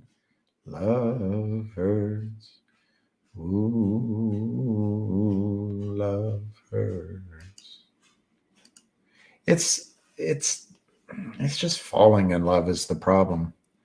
Does George being removed have anything to do with the investment from Roth Capital? I didn't know, traveling session, that the investment came from Roth Capital. So, in the words of the immortal words of one guy on a Twitter space, how can you listen to my advice if I don't even know who the CEO is? I didn't know that it was Roth Capital. I know Roth Capital, that the guy that is in charge of investment banking there, I know well. I know he used to do pipes. I think they were all legitimate pipes. So, until I hear differently, I assume it was a legitimate financing from Roth Capital. But I do think, traveling session, that George doing I don't know if it was that financing, but see, and that's the problem. Roth Capital could be raising money, and then the shorts are taking the deal. And just like with Lynn Partners, you've got to get rid of toxic convertible notes. You've got to get rid of the formulas, the backward looking calculations, the VWAPs. You've got to get rid of the one thing in there that says if your stock goes below $1 and you get delisted, or it's the other way around. If you're delisted from an exchange, you're in default. and then they get it back up to $1 and they crash it back down. But yes, the beginning part of your question, I think one of the reasons he was removed was doing a financing that destroyed the company. But I don't know. It's plausible. But now the board has been told don't do a reverse split. Are they going to fire themselves? I doubt it. It's better for board members to do all things together, sync together, than one person having the courage to say you're going to destroy the company. And that's what'll happen. The technologies, the brilliant, that battery technology, as I understand it, is numero uno. It's next generation. Anybody that comes up with good batteries in the future, you should invest in. We have all the energy we need coming to the planet. If you have batteries, you can collect the sun, the wind, cow farts.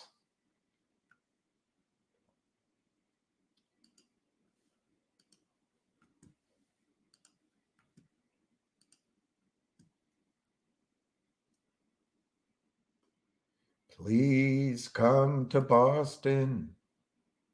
She just said no. Boy, won't you come on home to me? You're a rambling man, and why don't you settle down? Boston ain't your kind of town. There's nobody there for me but me.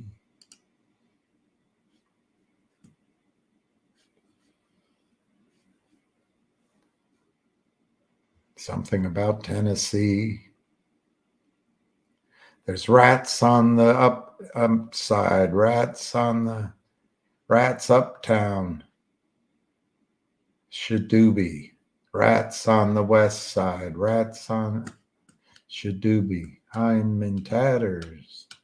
I've been shattered. I don't know what else we can do.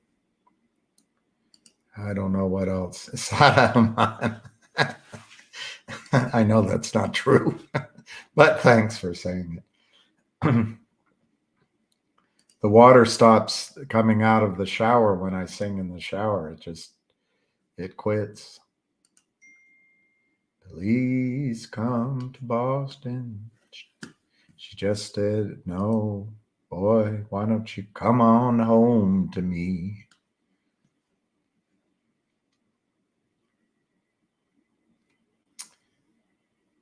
Roth Capital is big. No, Roth Capital is, but Roth Capital, it's bigger than Geneva Roth. Geneva Roth is that's interesting. That's interesting. Subconsciously, maybe they came up with Geneva Roth because the shorts are out of Switzerland, and maybe Roth was the front unintentionally, I'm sure, for the shorts. I'm not sure it's all unrelated. I'm really not, because these firms need to make money. And the only investors in stocks under $5 are criminal short sellers. There are no institutions that you can go to really to raise money on a $1 stock or a 20-cent stock, except the criminals.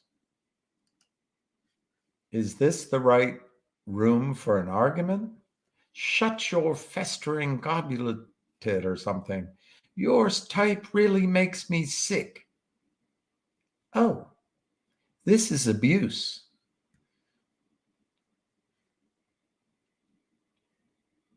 I'm here for an argument. No, you're not. Yes, I am.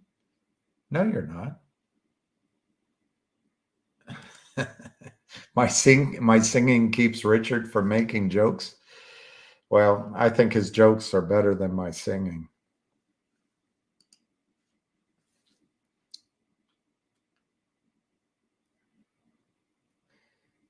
Look, arguing isn't the mere gainsaying of what the other person says. Yes, it is. No, it isn't. Tisn't. Look, I'm sick of this. An argument is I can't remember that part. Um, Look, I'm not going to argue with you unless you paid. I paid just now. No, you didn't. Yes, I did. No, you didn't. Ah, if I didn't pay, you wouldn't be arguing with me. Not necessarily. Oh, this is futile.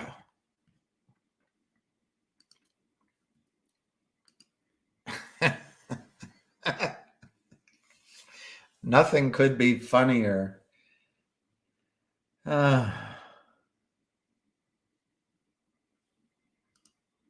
know I owe you something, Sadaman. I got to write that up tonight, too.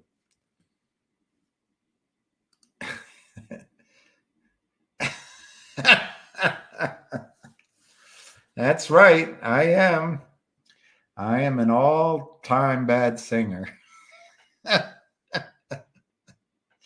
I went to a birthday party last night with a friend, and as ever, he brings out his guitar, and then he has friends come out, and they sang "Bad Company,"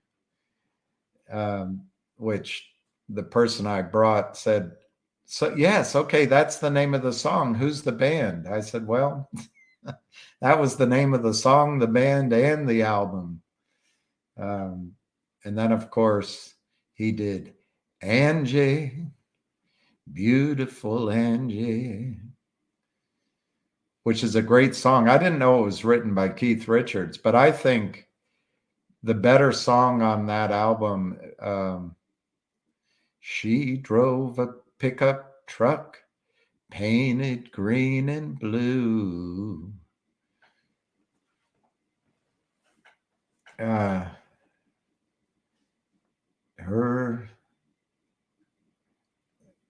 She drove, her eyes were hazel.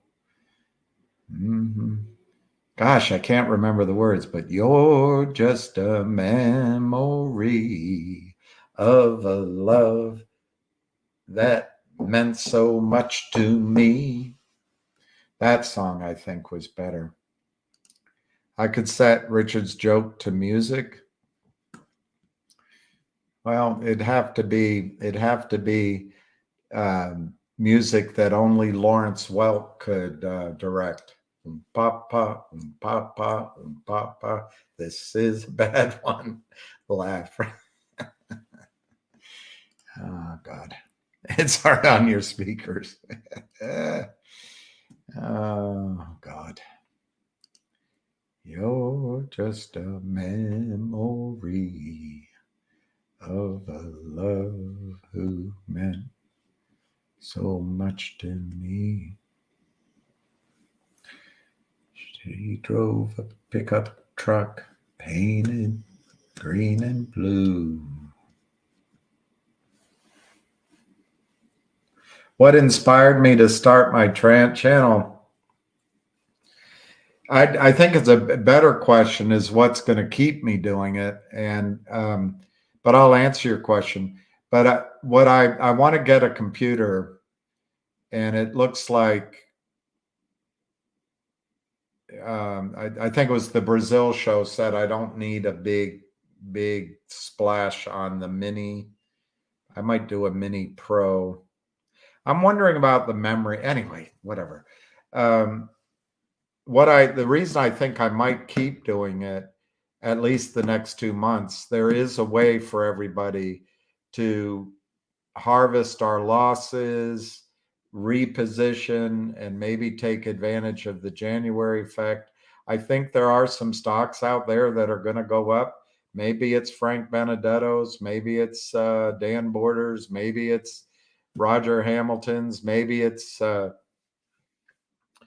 Lou's, maybe it's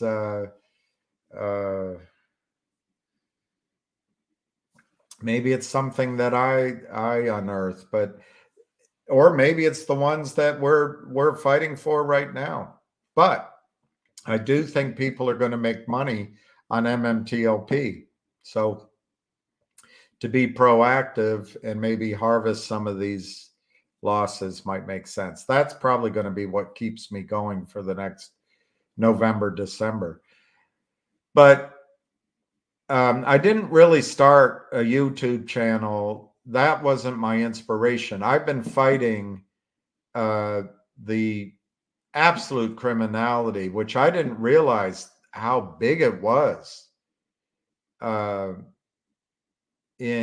First with Finger, then GTII, back to Finger, and I raised a lot of money, or helped to raise a lot of money for a lot of over-the-counter companies. And looking back, they've destroyed all of them. And anyway, my initial inspiration, what I did was videos, and I didn't know what I was doing. I just stuck my camera up on a thing in front of the SEC, and I talked. And then I went to Gibson Dunn in the what the hell is that office building called? Washington Square building. And I did it there, and I did several of those. I went around, and then that didn't seem to, I mean, it helped a bit, but it didn't. And then I know, even though he's a tough guy, I knew how difficult it was for him to just be taking all of the blows and all that. So my main thing was to try to step in and stand there and help. Then my second goal was, it wasn't so much, everyone says pump and dump and all that. I mean, if you want to go somewhere, you'll see that I'd like to see the sell tickets on the other side. But it wasn't so much the diamond hands idea, or here's an idea, you better do it, pump, pump, pump, pump, pump. It wasn't that. It's more, don't sell, don't be manipulated by fudsters and fraudsters and the fear, uncertainty, and the doubt. And I noticed that a lot of people out there investing, I frankly don't think anyone should invest in the over-the-counter markets until the over-the-counter market is taken away from the SEC, taken away from self-regulatory organizations.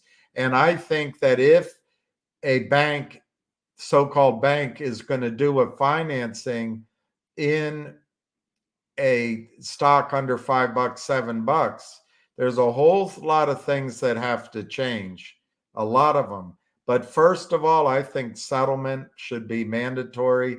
I think they should only trade in physical shares, not electronic. I think the over-the-counter market should be physical shares. If once they graduate to the New York Stock Exchange, you can go into electronic. I don't see any reason for high-speed trading, and certainly a company like Roth Capital shouldn't be itself used as the institution that comes to give them money, just shorted the crap, illegally shorted the crap out of MMAT, hands them the money, they earn a fee, and it's not disclosed. It should be disclosed. I'm not sure Roth Capital would know, but it should be disclosed who bought that. They never say. It's so much money. In the case of the Lynn Partners, $5 million when the stock was trading, I can't remember.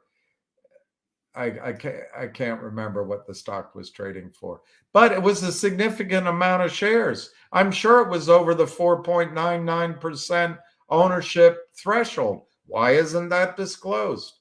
Because they're not. They've sold counterfeit shares. Nobody owns it. Nobody's buying it.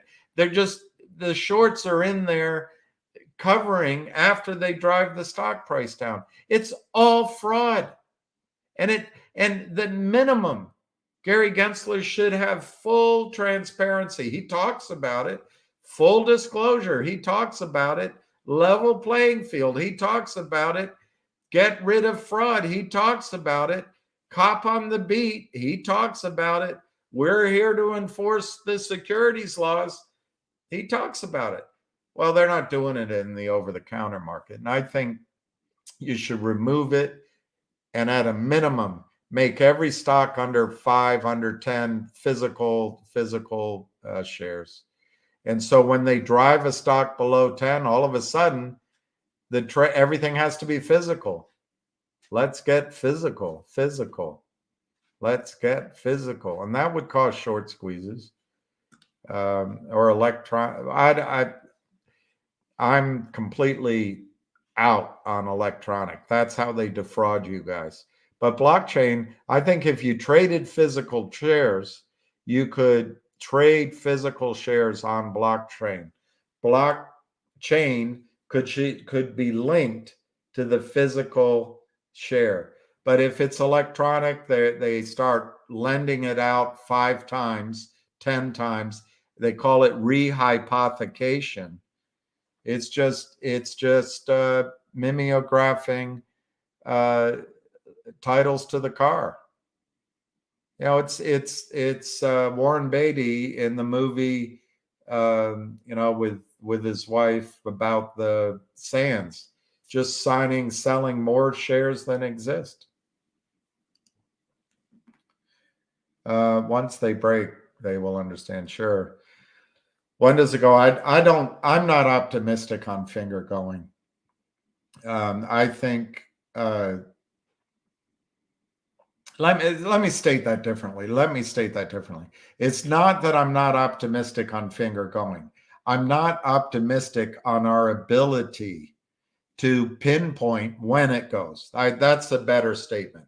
So in other words, I'm no longer, I heard from Borders, I heard from people, not personally through the Twitter, but I heard from people close to some investors. I heard from this and that, and then the whole excitement about Univest and all of it.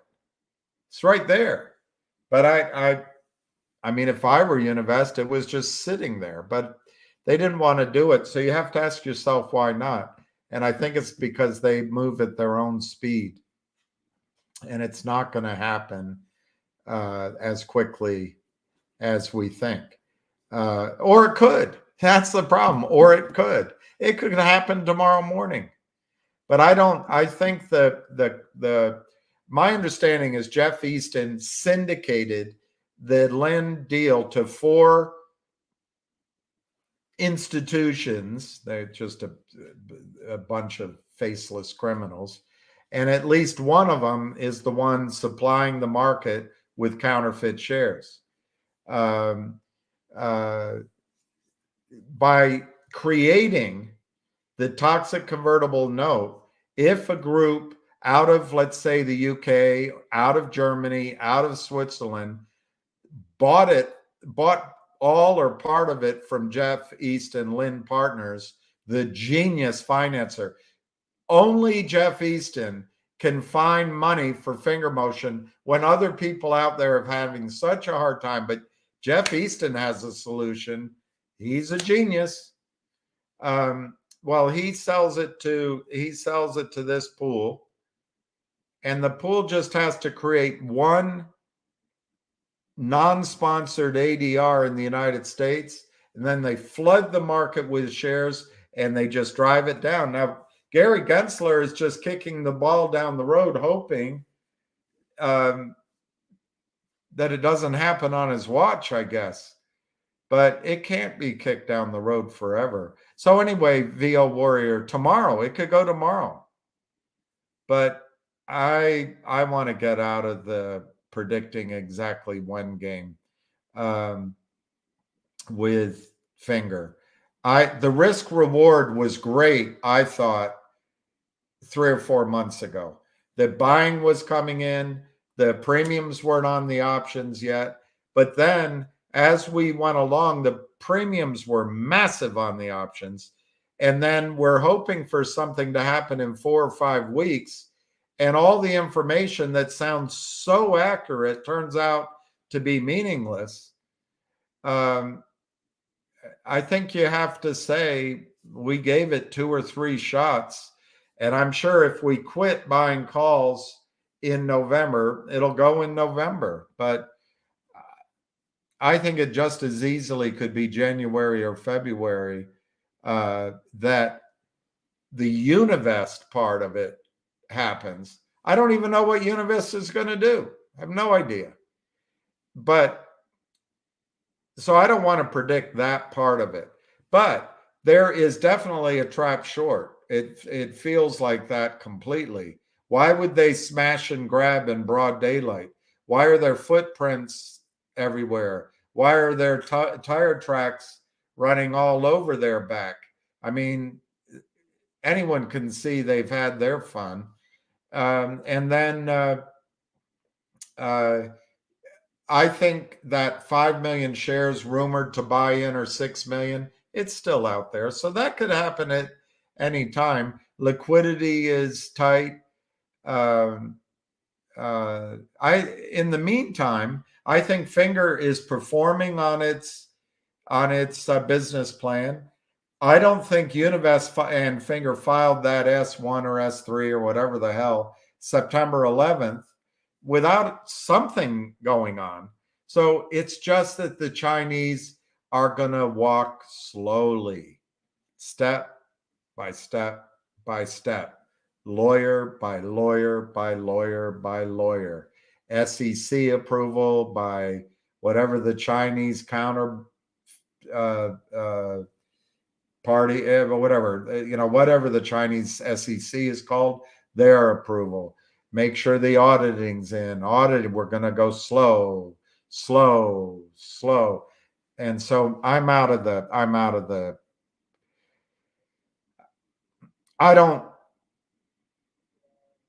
don't think the risk reward is in the short term or even long term calls. I'm lost. But in the stock, all day long, I'd buy that stock, and it could break at any time. It literally could be 12 bucks, 10 bucks, 15 bucks in one day on one announcement. How do we keep our friends and family from knowing we are super rich? Lose all your money.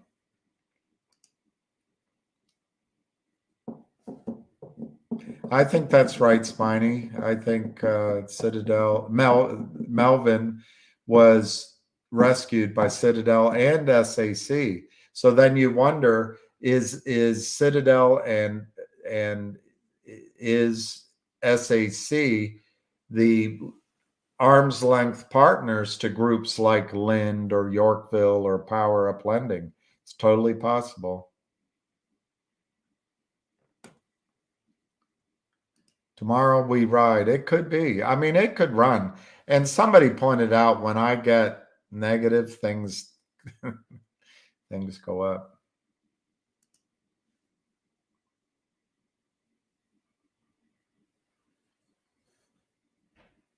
I haven't heard of that.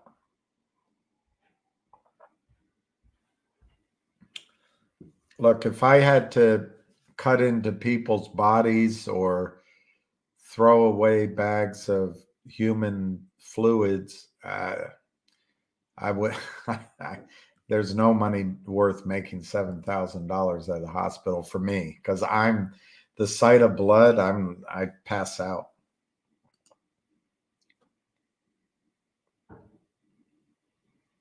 There you go. That's a good point.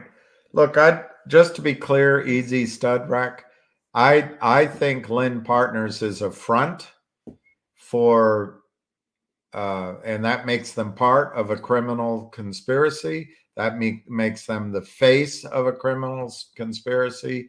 That means they benefit from fruit of a poison tree. Hell, it's an orchid. It's not one tree. But I think that your idea is a good one. I won't say I'm a millionaire, but there'll be signs.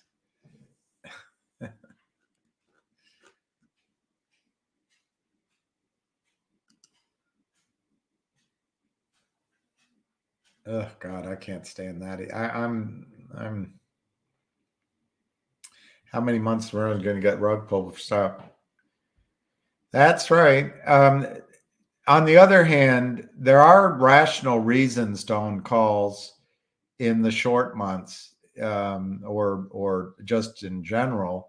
You don't risk as much money. But you're right, Spiny. After 3 or 4 months with a low price stock, you've basically risked the same amount of money you could have spent buying the shares.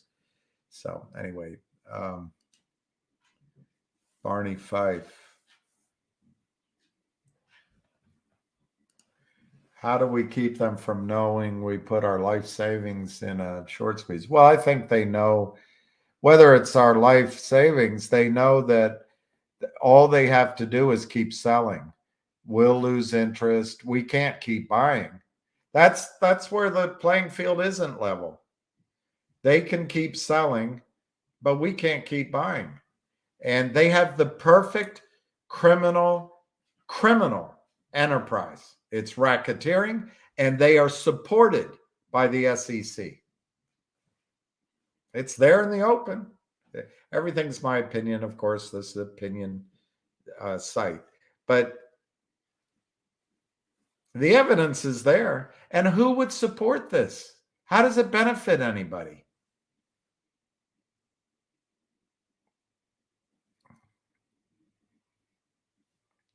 I don't agree with that. Everybody puts their life savings into something. You put it in, I put it in a house. You put it into a house, you put it into a marriage, and your wife meets, Fabio, and runs off with him, and you give up half of everything you own, and you have to liquidate the home to give her that half.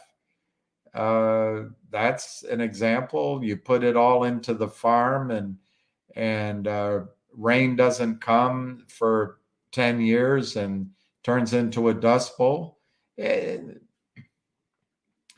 Look, you put it right now, everybody's life savings is in ETFs and mutual funds and 401ks. And the market is going to collapse if this isn't fixed. It may not happen this year, may not happen in 5 years, but the market will collapse if the rot continues.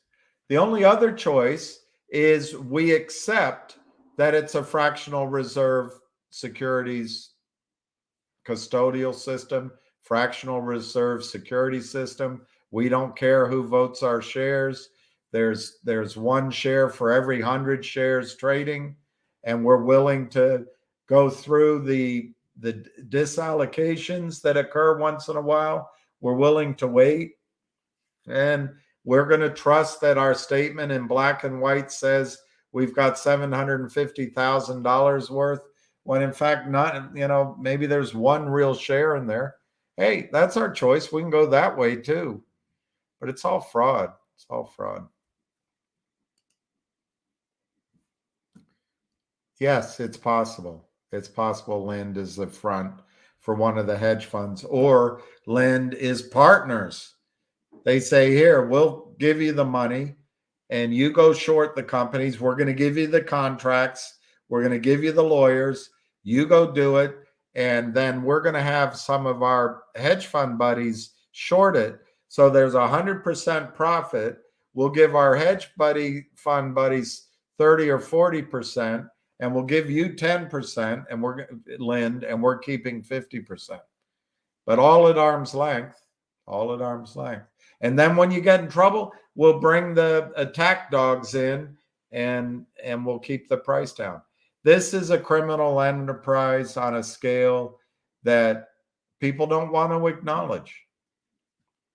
Of course, there's people out there that said, you don't know that. You can't prove it. You got to get off the short selling. Well, I don't know who sold all that stock. If I'm wrong, just make the data transparent. If you had transparent data, I could prove what I'm saying. And you'd have to include the money that comes, the shares that come through the pipes offshore. Remember, one ADR can trade, and I guess it moves. I'm going to have a gentleman on that'll explain it to you. I guess that ADR moves to the UK, and then they can just make a market in the stock, flooding the market with counterfeit shares, sucking your money out of your accounts. It's better than a Nigerian scheme or a three-card money. They suck all your money out.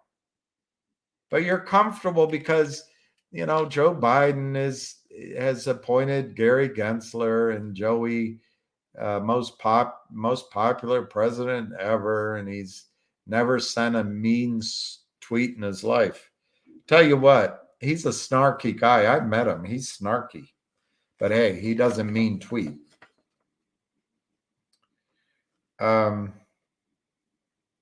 But I at the time I was riding with Biden. But it's all here. It's all here. The only thing that's not in this is that they sell shares before the note is even signed. But the rest of it's all here. The lawyer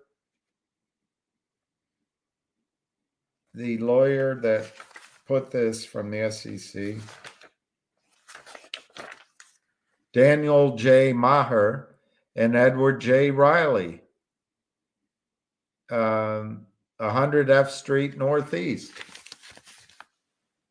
They got it. They know it.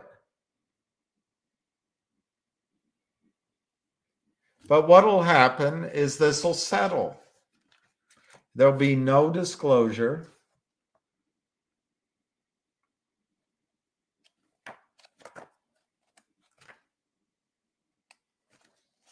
They even have a conversation with Mintz about how he got the stock prices down. They know this stuff. They just don't do anything about it.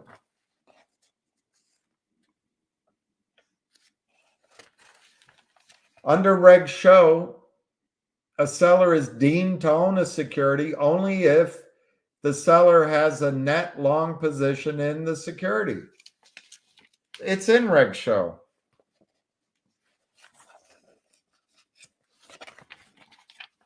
The source of the locate must be documented.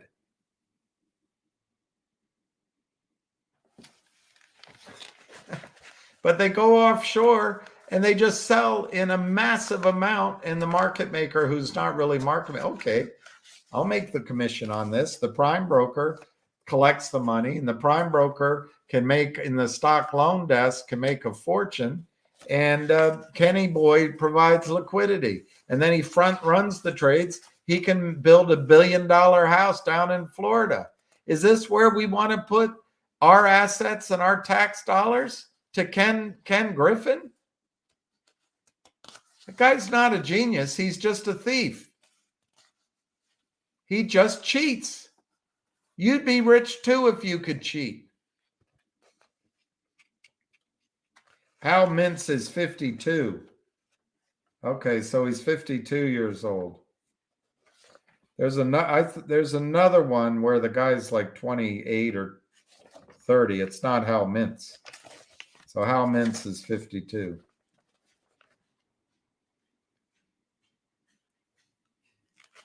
He's been doing it, prolific trader, since 1996. He established Savvy Management in 2011. That's when I think it all started accelerating, after Reg Show. The commission imposed a cease and desist order. Nothing happens. And they disgorged $184,000 and a penalty of $91,000. Doesn't stop Savvy. Doesn't stop Hal Mintz. $400 million in gross asset value in the master hedge fund. Now it's down to 16. Wonder where the money went. 400 million. 400 million. It doesn't bother anybody? Nobody's bothered.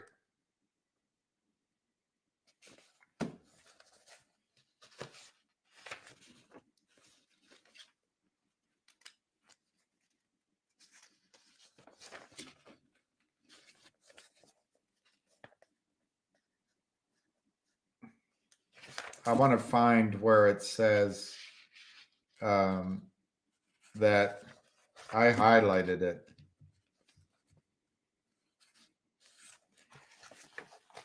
This is different than what I want to show you, but look at that. A list of available locates is provided on a daily basis from the prime broker. We know that, I guess. You guys know it. You always tell me. But the information's there. Why is the world of Finger? This is a stock that used to trade 1,000, 2,000, 20,000 shares a day. Why in the world did you, why in the world did you on me?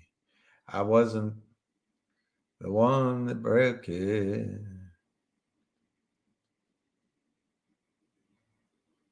Why in the world? It's just easy just to say. Why in the world? I can't remember the rest of that. In 2018, defendants engaged in a scheme to circumvent Reg Show.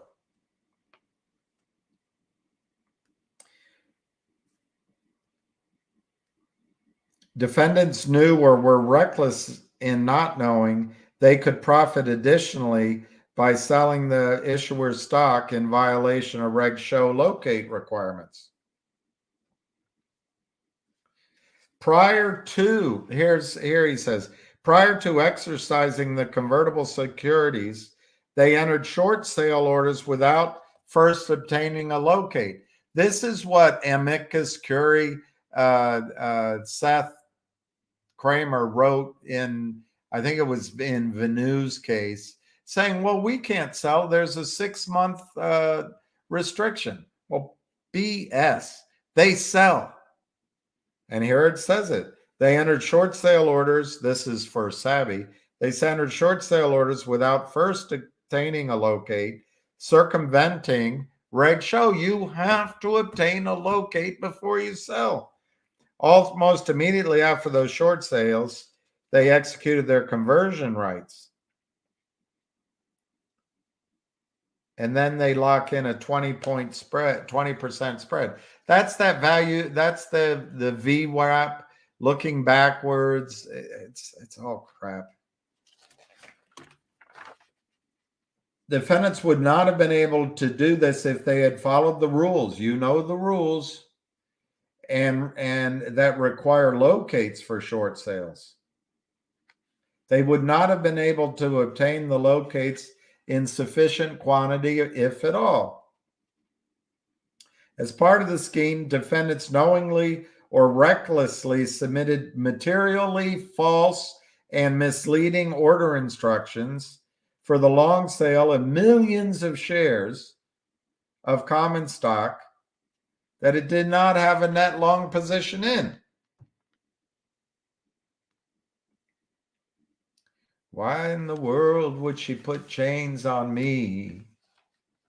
You know, I was just trying to make it. Why in the world would she put chains on me? Girl, you know, I was just, I can't remember. Why in the world would you put chains on me? After making materially false and misleading statements in connection with short sales, defendants tendered for conversion millions of shares. It's under these toxic convertible notes, but it's 6 months out. All right, I'm going to try it. And then it's 80% of the volume weighted average price of the preceding trading day. That's the reset provision. I'm a little worried about that in the Aubrey spec. I've been assured that that's not the case, but if you read the financing, if it goes under $10, they have a reset. I've been assured it's not a problem because once they get their 5 million out, doesn't matter. But I don't know. Call me worried. However, Mintz explained in February 2018 with a representative of a broker-dealer, the deal that was just done, this is Mintz explaining to a broker-dealer, the one that took the orders. The deal that was just done that had a pricing mechanism that I made for 5 days, we got the lowest daily VWAP minus 10%. Not only they need to cheat, they get the lowest price. You have to buy and sit there biting your fingernails to see if it'll go up. All they do is sell, sell, sell, sell, sell, and then they take the lowest price and they get 10% discount in this case. That's Gary Gensler's level playing field. He doesn't give a flying fortune cookie for the over-the-counter markets. Gary Gensler should return every bit of the money he's ever earned in his salary for the SEC. So Mintz says, and he's telling this to the broker-dealer. So the incentive was to sell as much as possible during that point to set a low price for our shares and warrants, then let it go back up, monetize the warrants that we got at 5.3 cents. So now the pricing's set, and then we're not going to slam the stock.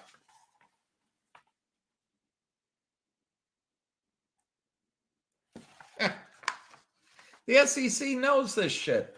And then Jim Cramer and the professor Angel and people on these boards have the temerity, can't say that word, to say, oh, you don't know what you're talking about. It's right here. With 2 days trading remaining before the reset provision took effect, defendants, Harold Mintz, intentionally began naked short selling, putting downward pressure on the stock price. It's against the rules. But you know what will happen here?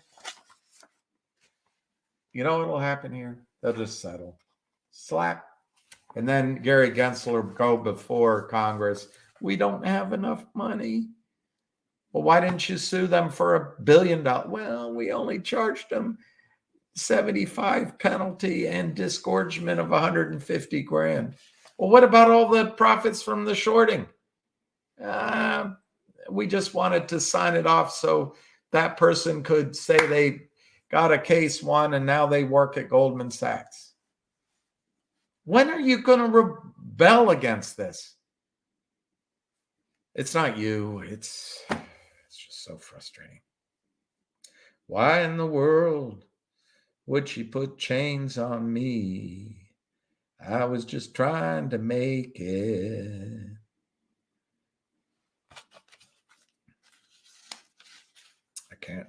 I can't go further.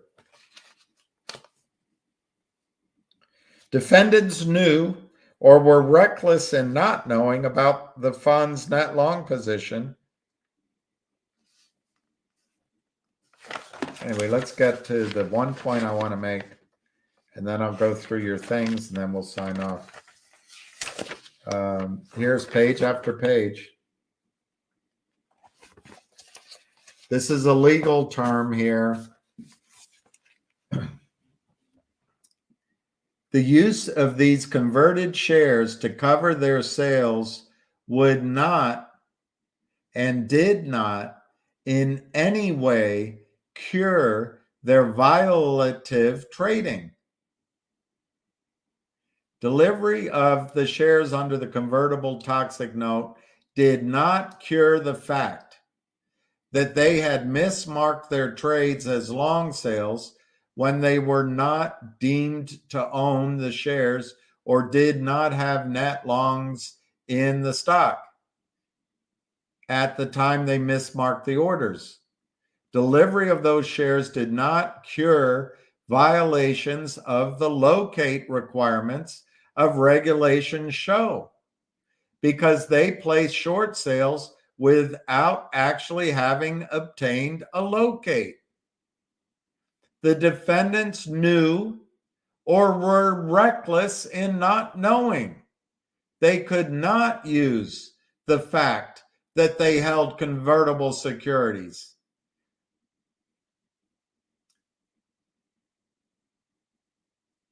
to satisfy the locate requirements. It's right there. It's right there. And Gary Gensler does nothing about it. I think you should make it illegal for Roth Capital to sell convertible notes with a VWAP, backward looking, toxic, any of it, default provisions, any of it should be all made illegal. I think it should be made illegal for a CEO to sign those notes. Why? Because the SEC and FINRA, it's just like when children go to college, they come out convinced that the patriarchy has caused all the problems in the world. The patriarchy, whatever that means. And fine, it's a theory. Well, when these people go to law school and they go in the SEC, they come out with the theory it's always the CEO violating the law. It's not Goldman Sachs. It's not Ken Griffin. It's not Stevie Cohen. It's the CEOs. So make it illegal for CEOs to sign these. There's got to be a word, out of the gate, Steam contracts, illegal as shit, see them as soon as they're signed, see them. There's got to be Latin terms to point out that these contracts are invalid from the start. These contracts cause the violation of securities laws. Make the contracts illegal. I think the over-the-counter market should cease to exist. It should be private equity only, and they should expand the allowance for participation to anybody, not only high net worth people. Okay. I think that's all I wanted to show you. Just to prove to you that having a convertible note 6 months that is effective months from now or tomorrow, if you haven't located the stock when you're selling, you violate securities laws. It's as simple as that. And they violate the laws hundreds, if not thousands of times a day. And Joey Biden, 3 strikes, you're out if you're caught with crack cocaine. I don't want my children going to high school in the jungle, Joe Biden says. But hey, I guess we believe what we want to believe. You got a reason to believe. Look at this. Look at this. Look at this. Look at this. Can you see it? Orders with false representations concerning locates. I guess you can't see it maybe. 67,000, 877,000, 283,000. Orders.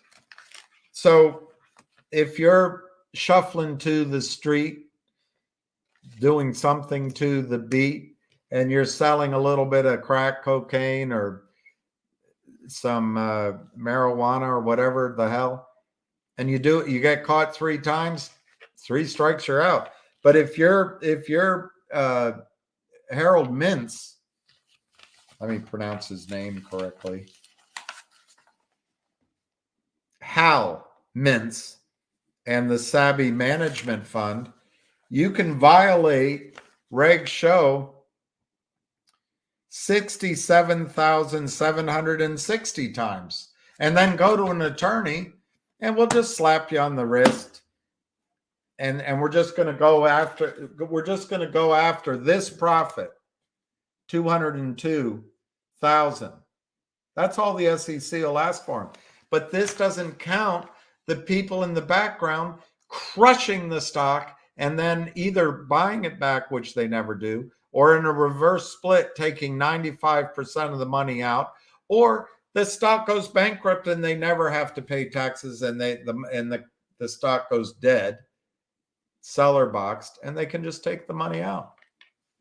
This doesn't, because that's the one thing these SEC types, I'm sure they know about it, but maybe they just feel like they can't prove it. And they just want to get this so they get an A+ on this paper, and then they can be promoted to a senior partner at Goldman Sachs. But then 877,540, and then 280,150 violations. That these eclipse 3 strikes you're out by over 1 million strikes. 1 million strikes, and they're not out yet. What's the main difference? I can see some main differences. I'm sure Hal Mintz is a white guy. I'm also sure Hal Mintz has the best lawyers, and I'm also sure Hal Mintz has money, and I'm also sure behind Hal Mintz is a stream of profit that goes to places like Goldman Sachs and et cetera, and they bribe Congress. That's the difference. Hal Mintz has a voice. Hal Mintz does the dirty work. And there's a Doobie Brothers song. No, there's a Steely Dan song about doing the dirty work. He does the dirty work. He doesn't mind. It's all about money. But the people that benefit make sure he doesn't go to jail. There is no 3 strikes you're out. In fact, in this document, he was charged with a cease and desist from the SEC before, but he didn't stop. He's not afraid of the SEC. Why? Because the SEC is not, Gary Gensler is not the cop on the beat. He's the cop on the take. Anyway, I'm going to stop there. And if you down on the ground cocaine, I saw him sing that song in London. It's not one of my favorite songs. I'm not a fan of cocaine, but I know people like it. Trump's got an uphill battle, but the only reason you haven't heard from him maybe is because you're following mainstream media. He gave 3 speeches in Iowa or New Hampshire. He's out there. I'm feeling tired and probably like I need to take some sort of medication.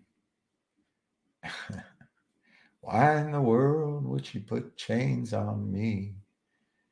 I was just trying to make it. It seems to me, why don't you go away? I'm tired of feeling the blues. I'm just looking for a good time. Yeah. Boom, boom, boom. Sail on. Party.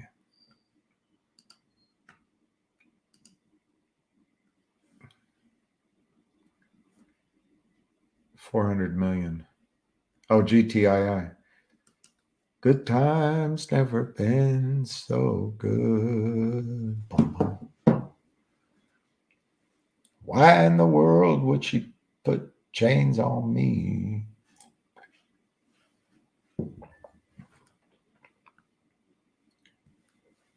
No one ever invest. And I think that's coming, Ro. I think people are going to stop investing in the market and it'll be generational. And I think there's going to be a crash. Life coach. I met a woman last night. She told me I needed a coach. Years ago, a woman told me that it's in play, but she said you would have more success with women in the, in the impolite way. She told me if you just didn't speak. I was like, wow, well, that's a, yeah, I think with Finger, for those who can afford the stock, I think we should just hold on the stock and maybe look at longer term calls. But I do emphasize though that Finger could move this week or next week. There is pressure out there. There is momentum out there. There are shorts in trouble, but it's not it's not we. That's the thing. I don't think we're changing it. We're waiting for a behemoth, a gigantic firm to act. But I don't think anyone has a clue when they're going to act. I don't buy it. Who looks 90? Me? Me? I look 90?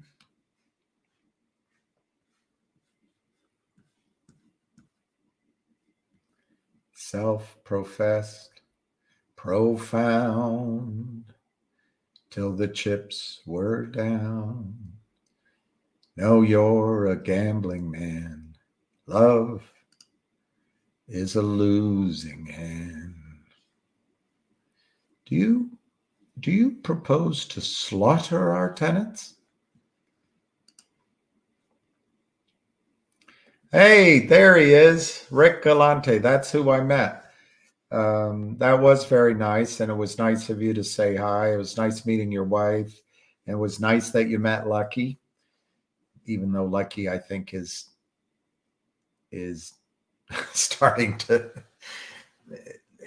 Lucky has a focus on treats now, and his interest in anything other than treats and smells. I don't think he sees very well, and I don't think he hears very well.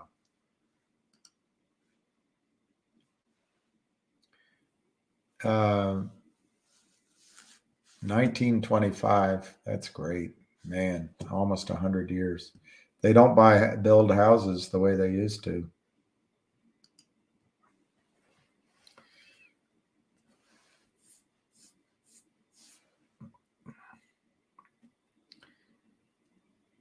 Hello, I'm smoked too much. You better cut down a bit then. I'm sorry? You better cut down a bit.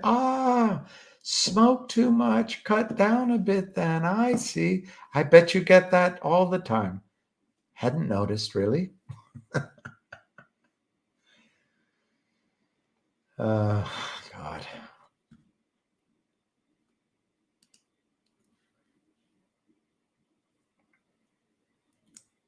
Mr. Barnard is free, but he's feeling a bit conciliatory.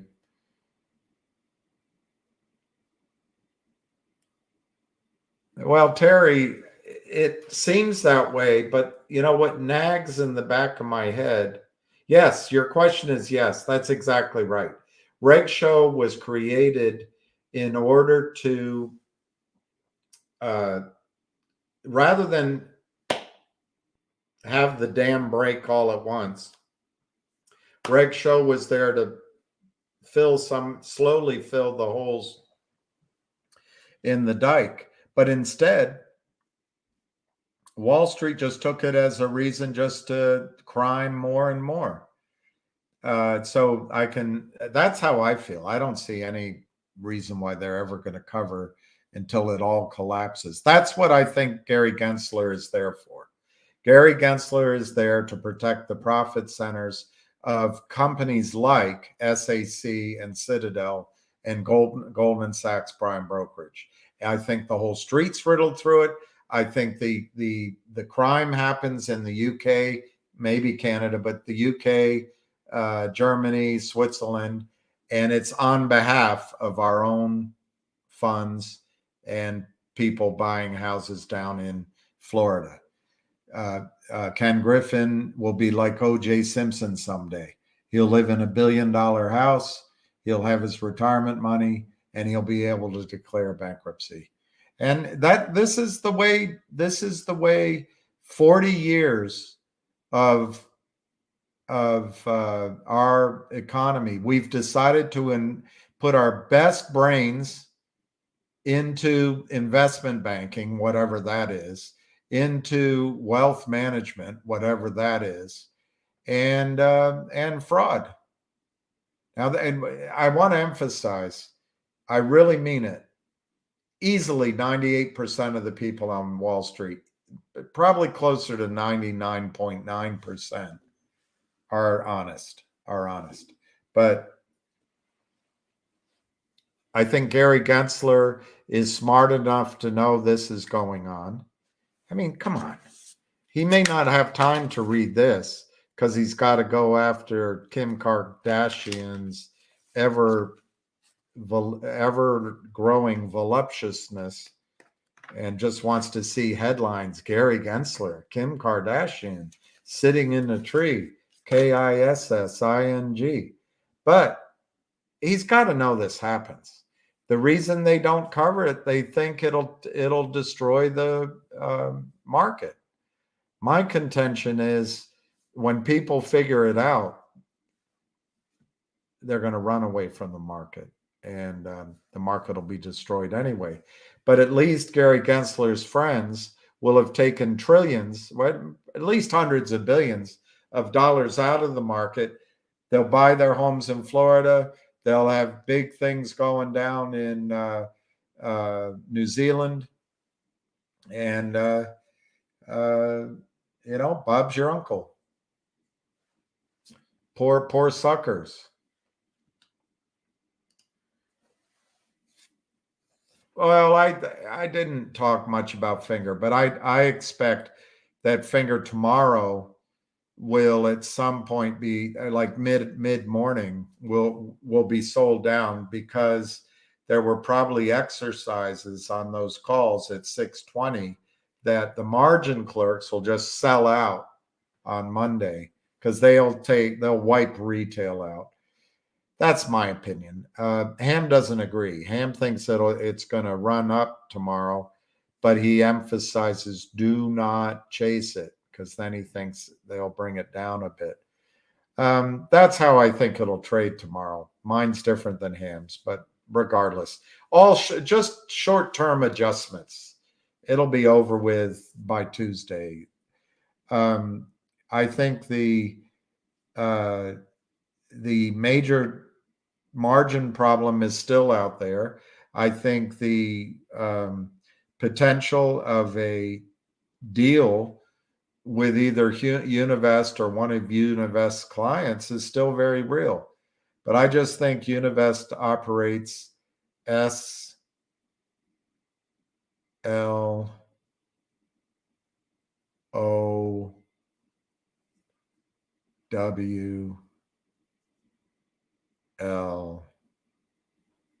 Why? Just like the World Bank. And so you can't always count on that light. So anyway, I think it's going to be, it could be this week, could be next week. If and bottom line, Mark, the whole thing is predicated on, does Univest do something? Is there a deal announced? There could be some major deal announced. There could be some major investment transaction announced. There could be a revenue deal announced. Who knows? But how do you predict that? I don't think you can. So I just think you put in your GTCs. I think Finger's going to be a great investment. I think there's going to be a run up. Does it run to 100? Maybe not. Maybe it only runs to 15. Maybe it only runs to 35. But if there's a buy-in required, and therefore simultaneously that prime broker is saying you can't sell any more of your fail to locate stock. Even if there's 10 million shares short, the stock will be $30 or $40 in a heartbeat. So it's still all out there. All they did is win yet again on an option expiry date. But it's uh,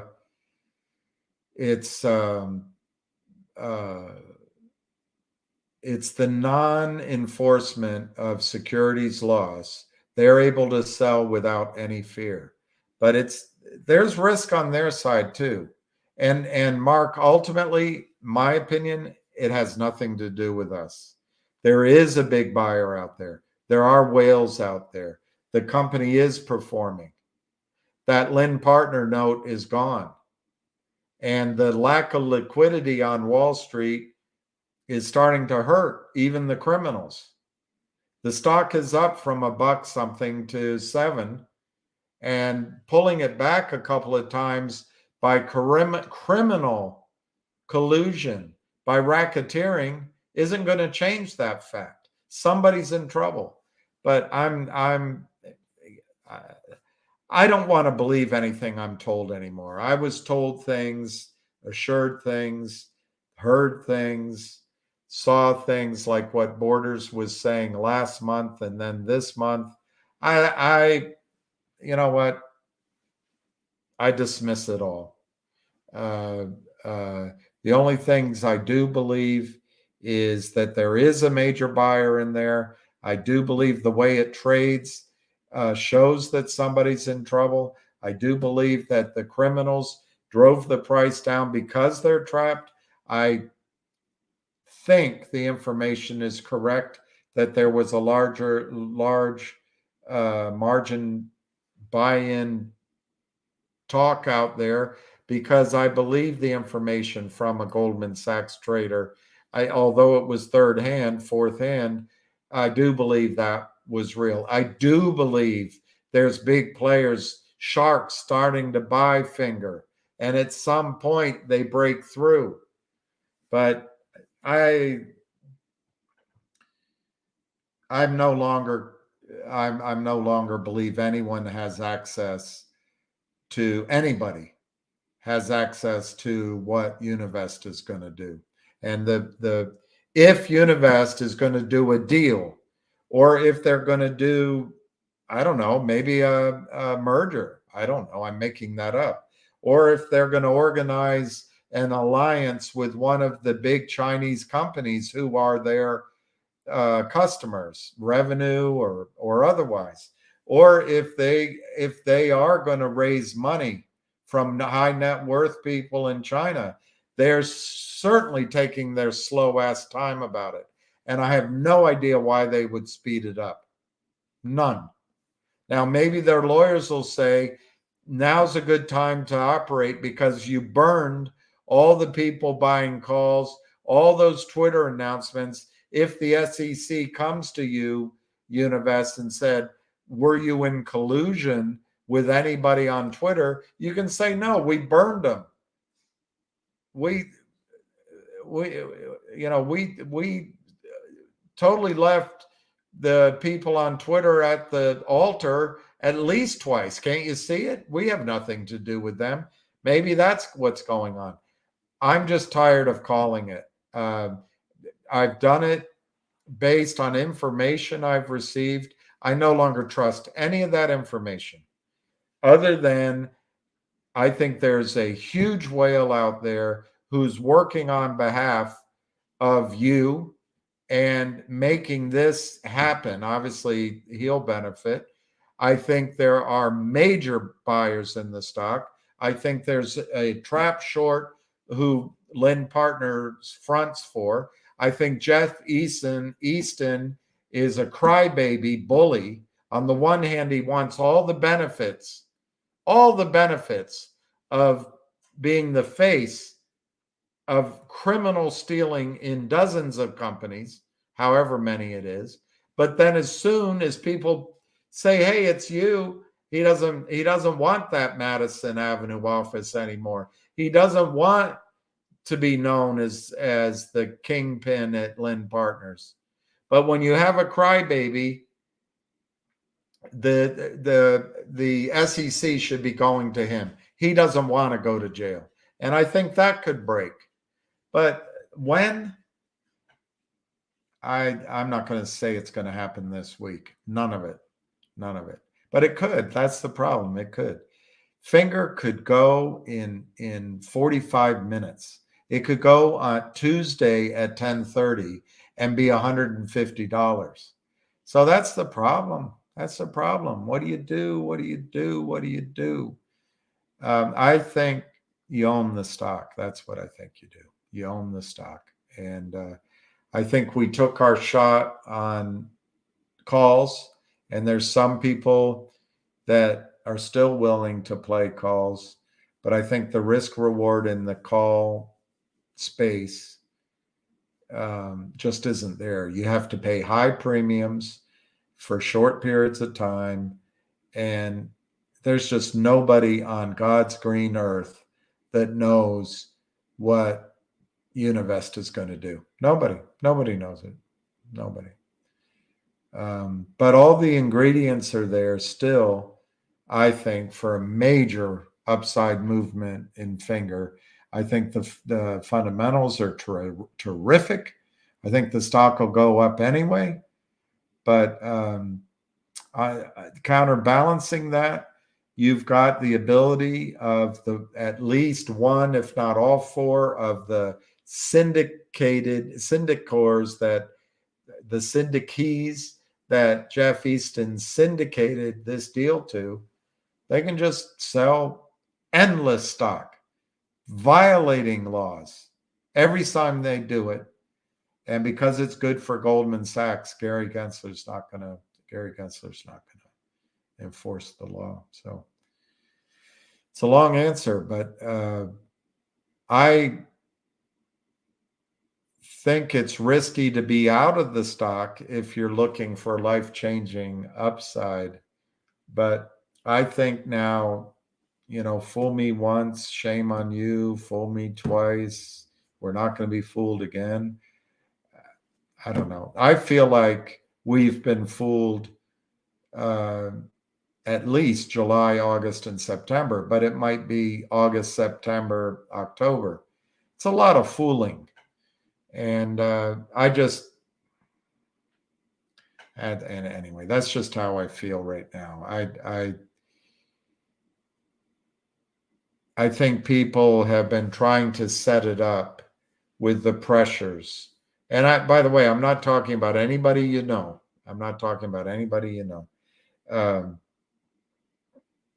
Hoping Univest would light the match and make it go. But like I say, Mark, I don't think anyone has a clue what Univest is going to do. Maybe they do it tomorrow morning, whatever it is. But it could be January 7th, I'm not going to make any prediction on Finger this coming week, other than I think tomorrow morning there's going to be some sellouts that'll drive the stock down temporarily. Then it'll bounce back up. Ham thinks just the opposite. He thinks there's going to be buying coming in. Regardless, unless Univest does something, I think you're looking at $6, $7 all week. So that's a long answer.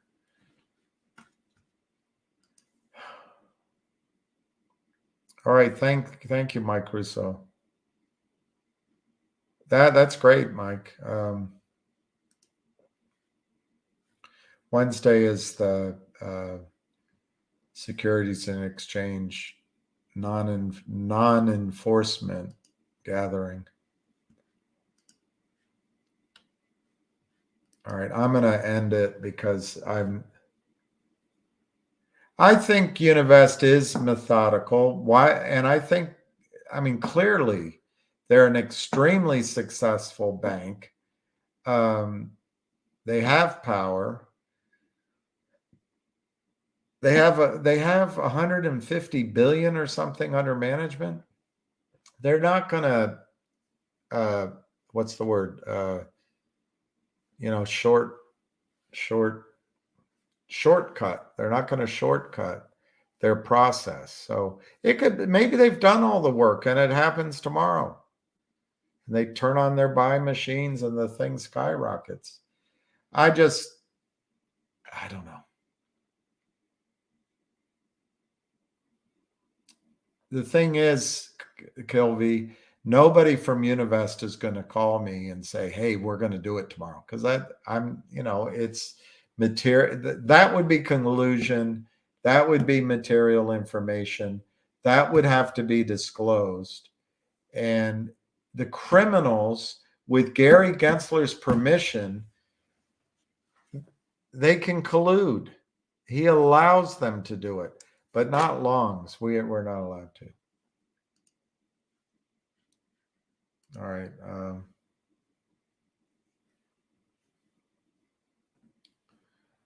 550 trillion. 550 trillion.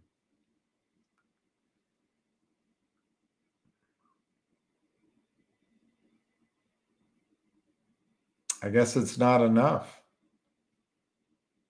I guess it's not enough.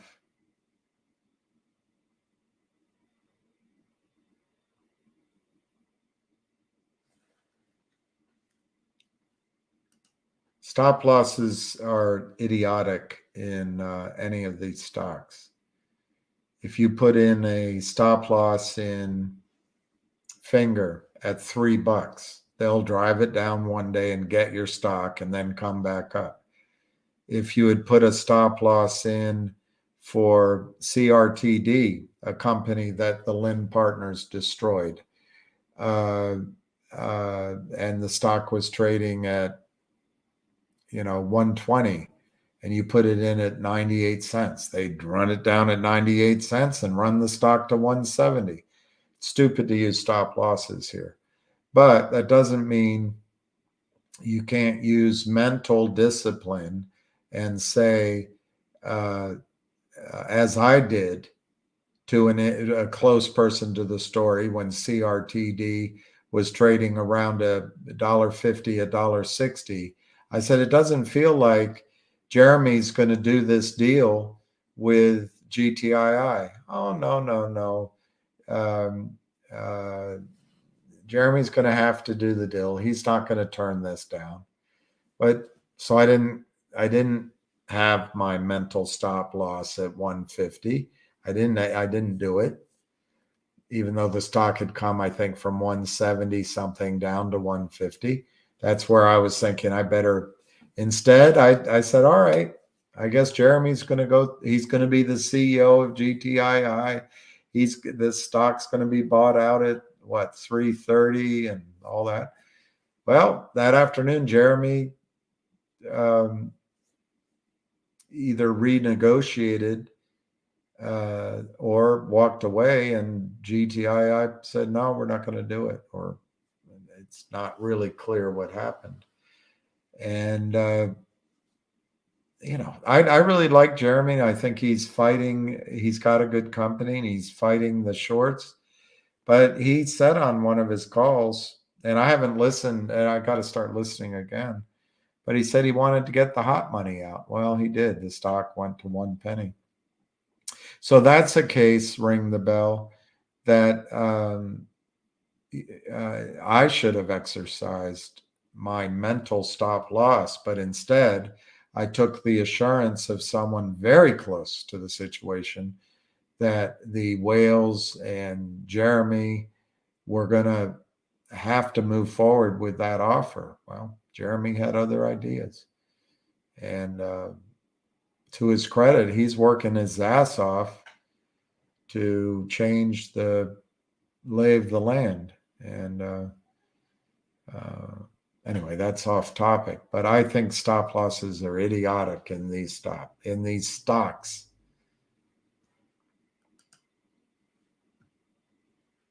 Thank you.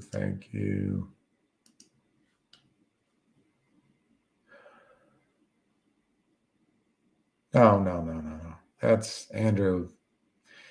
I mean, there's plenty to worry about, Andrew, but that's the last thing you should worry about.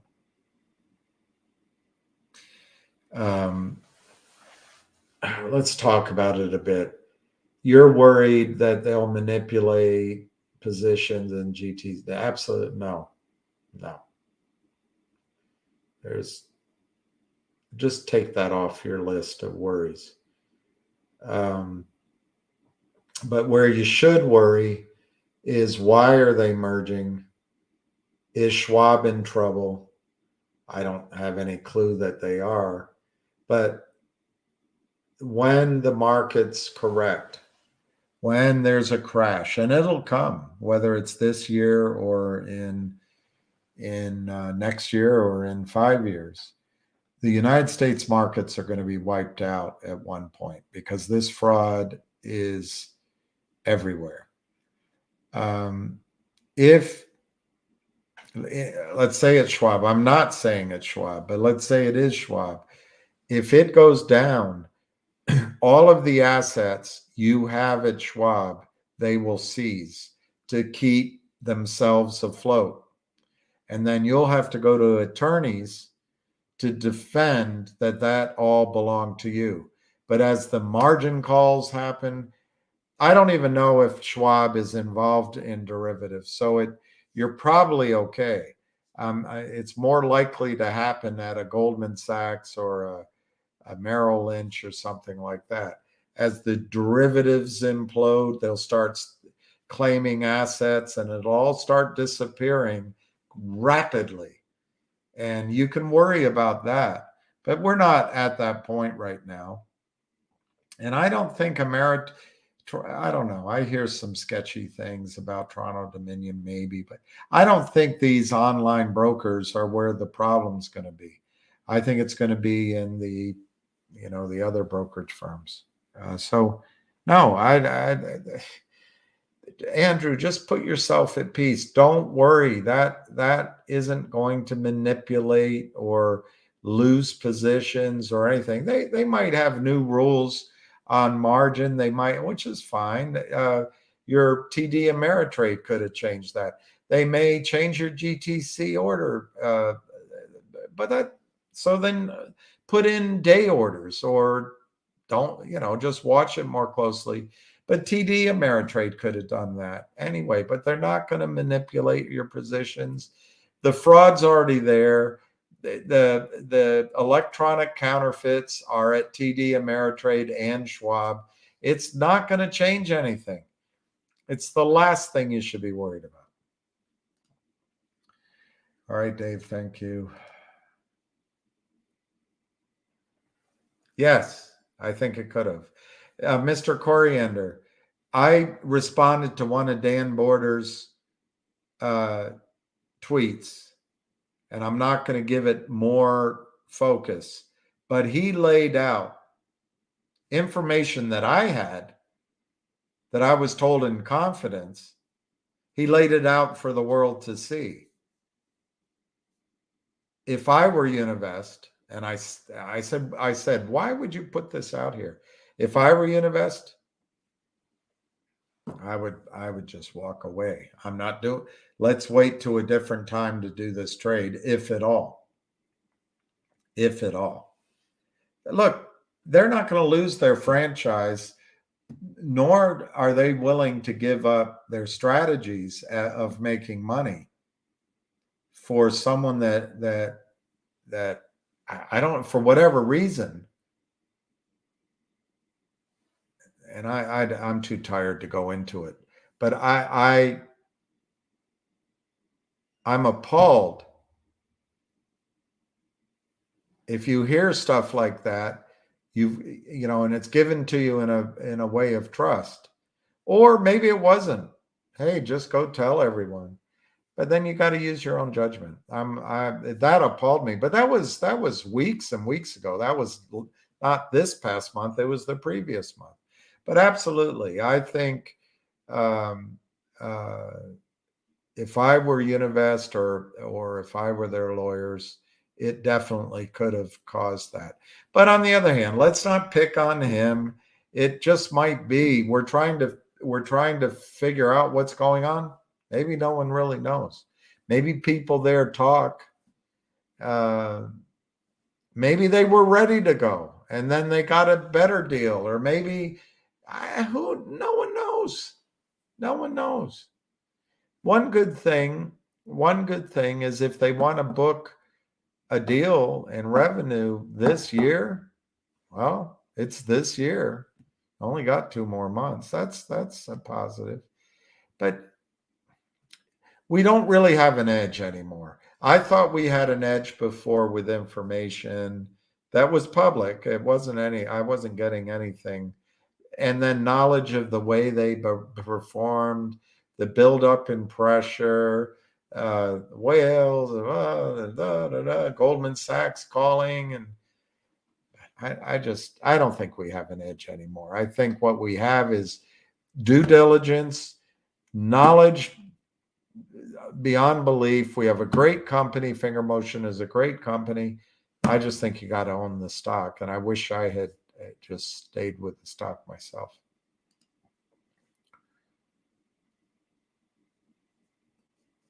I like that. Who says crime doesn't pay? That's a good one.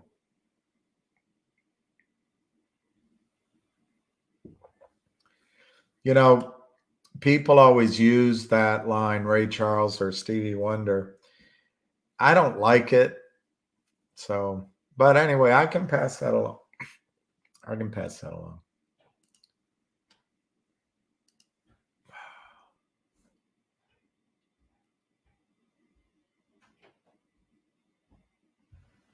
Huh?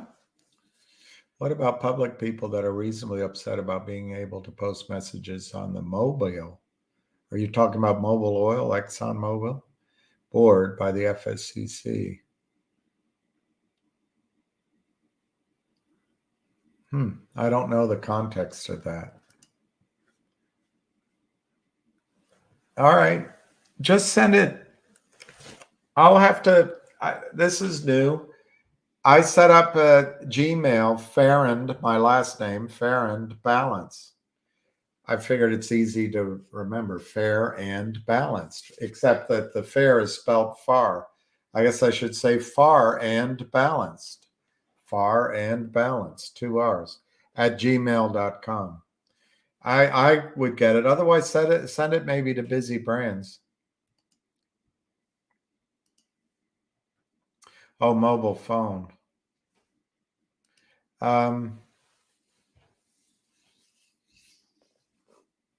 Well, I think that's criminal if it's on the short selling side.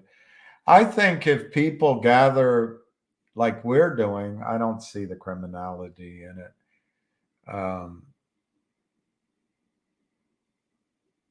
But I'm too tired to focus on that question. Frederico, maybe tomorrow I can answer it better. So I'm going to end it. I've got to get up and write this document for him. And I've got to get one out to Sada Aman, but I'm really tired. So I want to wish everybody peace, love, and happiness. Remember to pray for Matt Kay and his family and his father. Pray for Jenny L. Pray that she feels the support from everywhere as she goes through the next 2 weeks or so. And let's pray for peace. Let's pray for peace in the world, because we do not want the events, the beginning atrocities turning in maybe to a third world war. I got to be careful saying whatever, because it's when children are killed and women, it's just horrifying. But to have it expand into a World War III, we don't want either. So maybe we can pray for peace on that. We can all agree to do that. So otherwise, I'm going to say good night.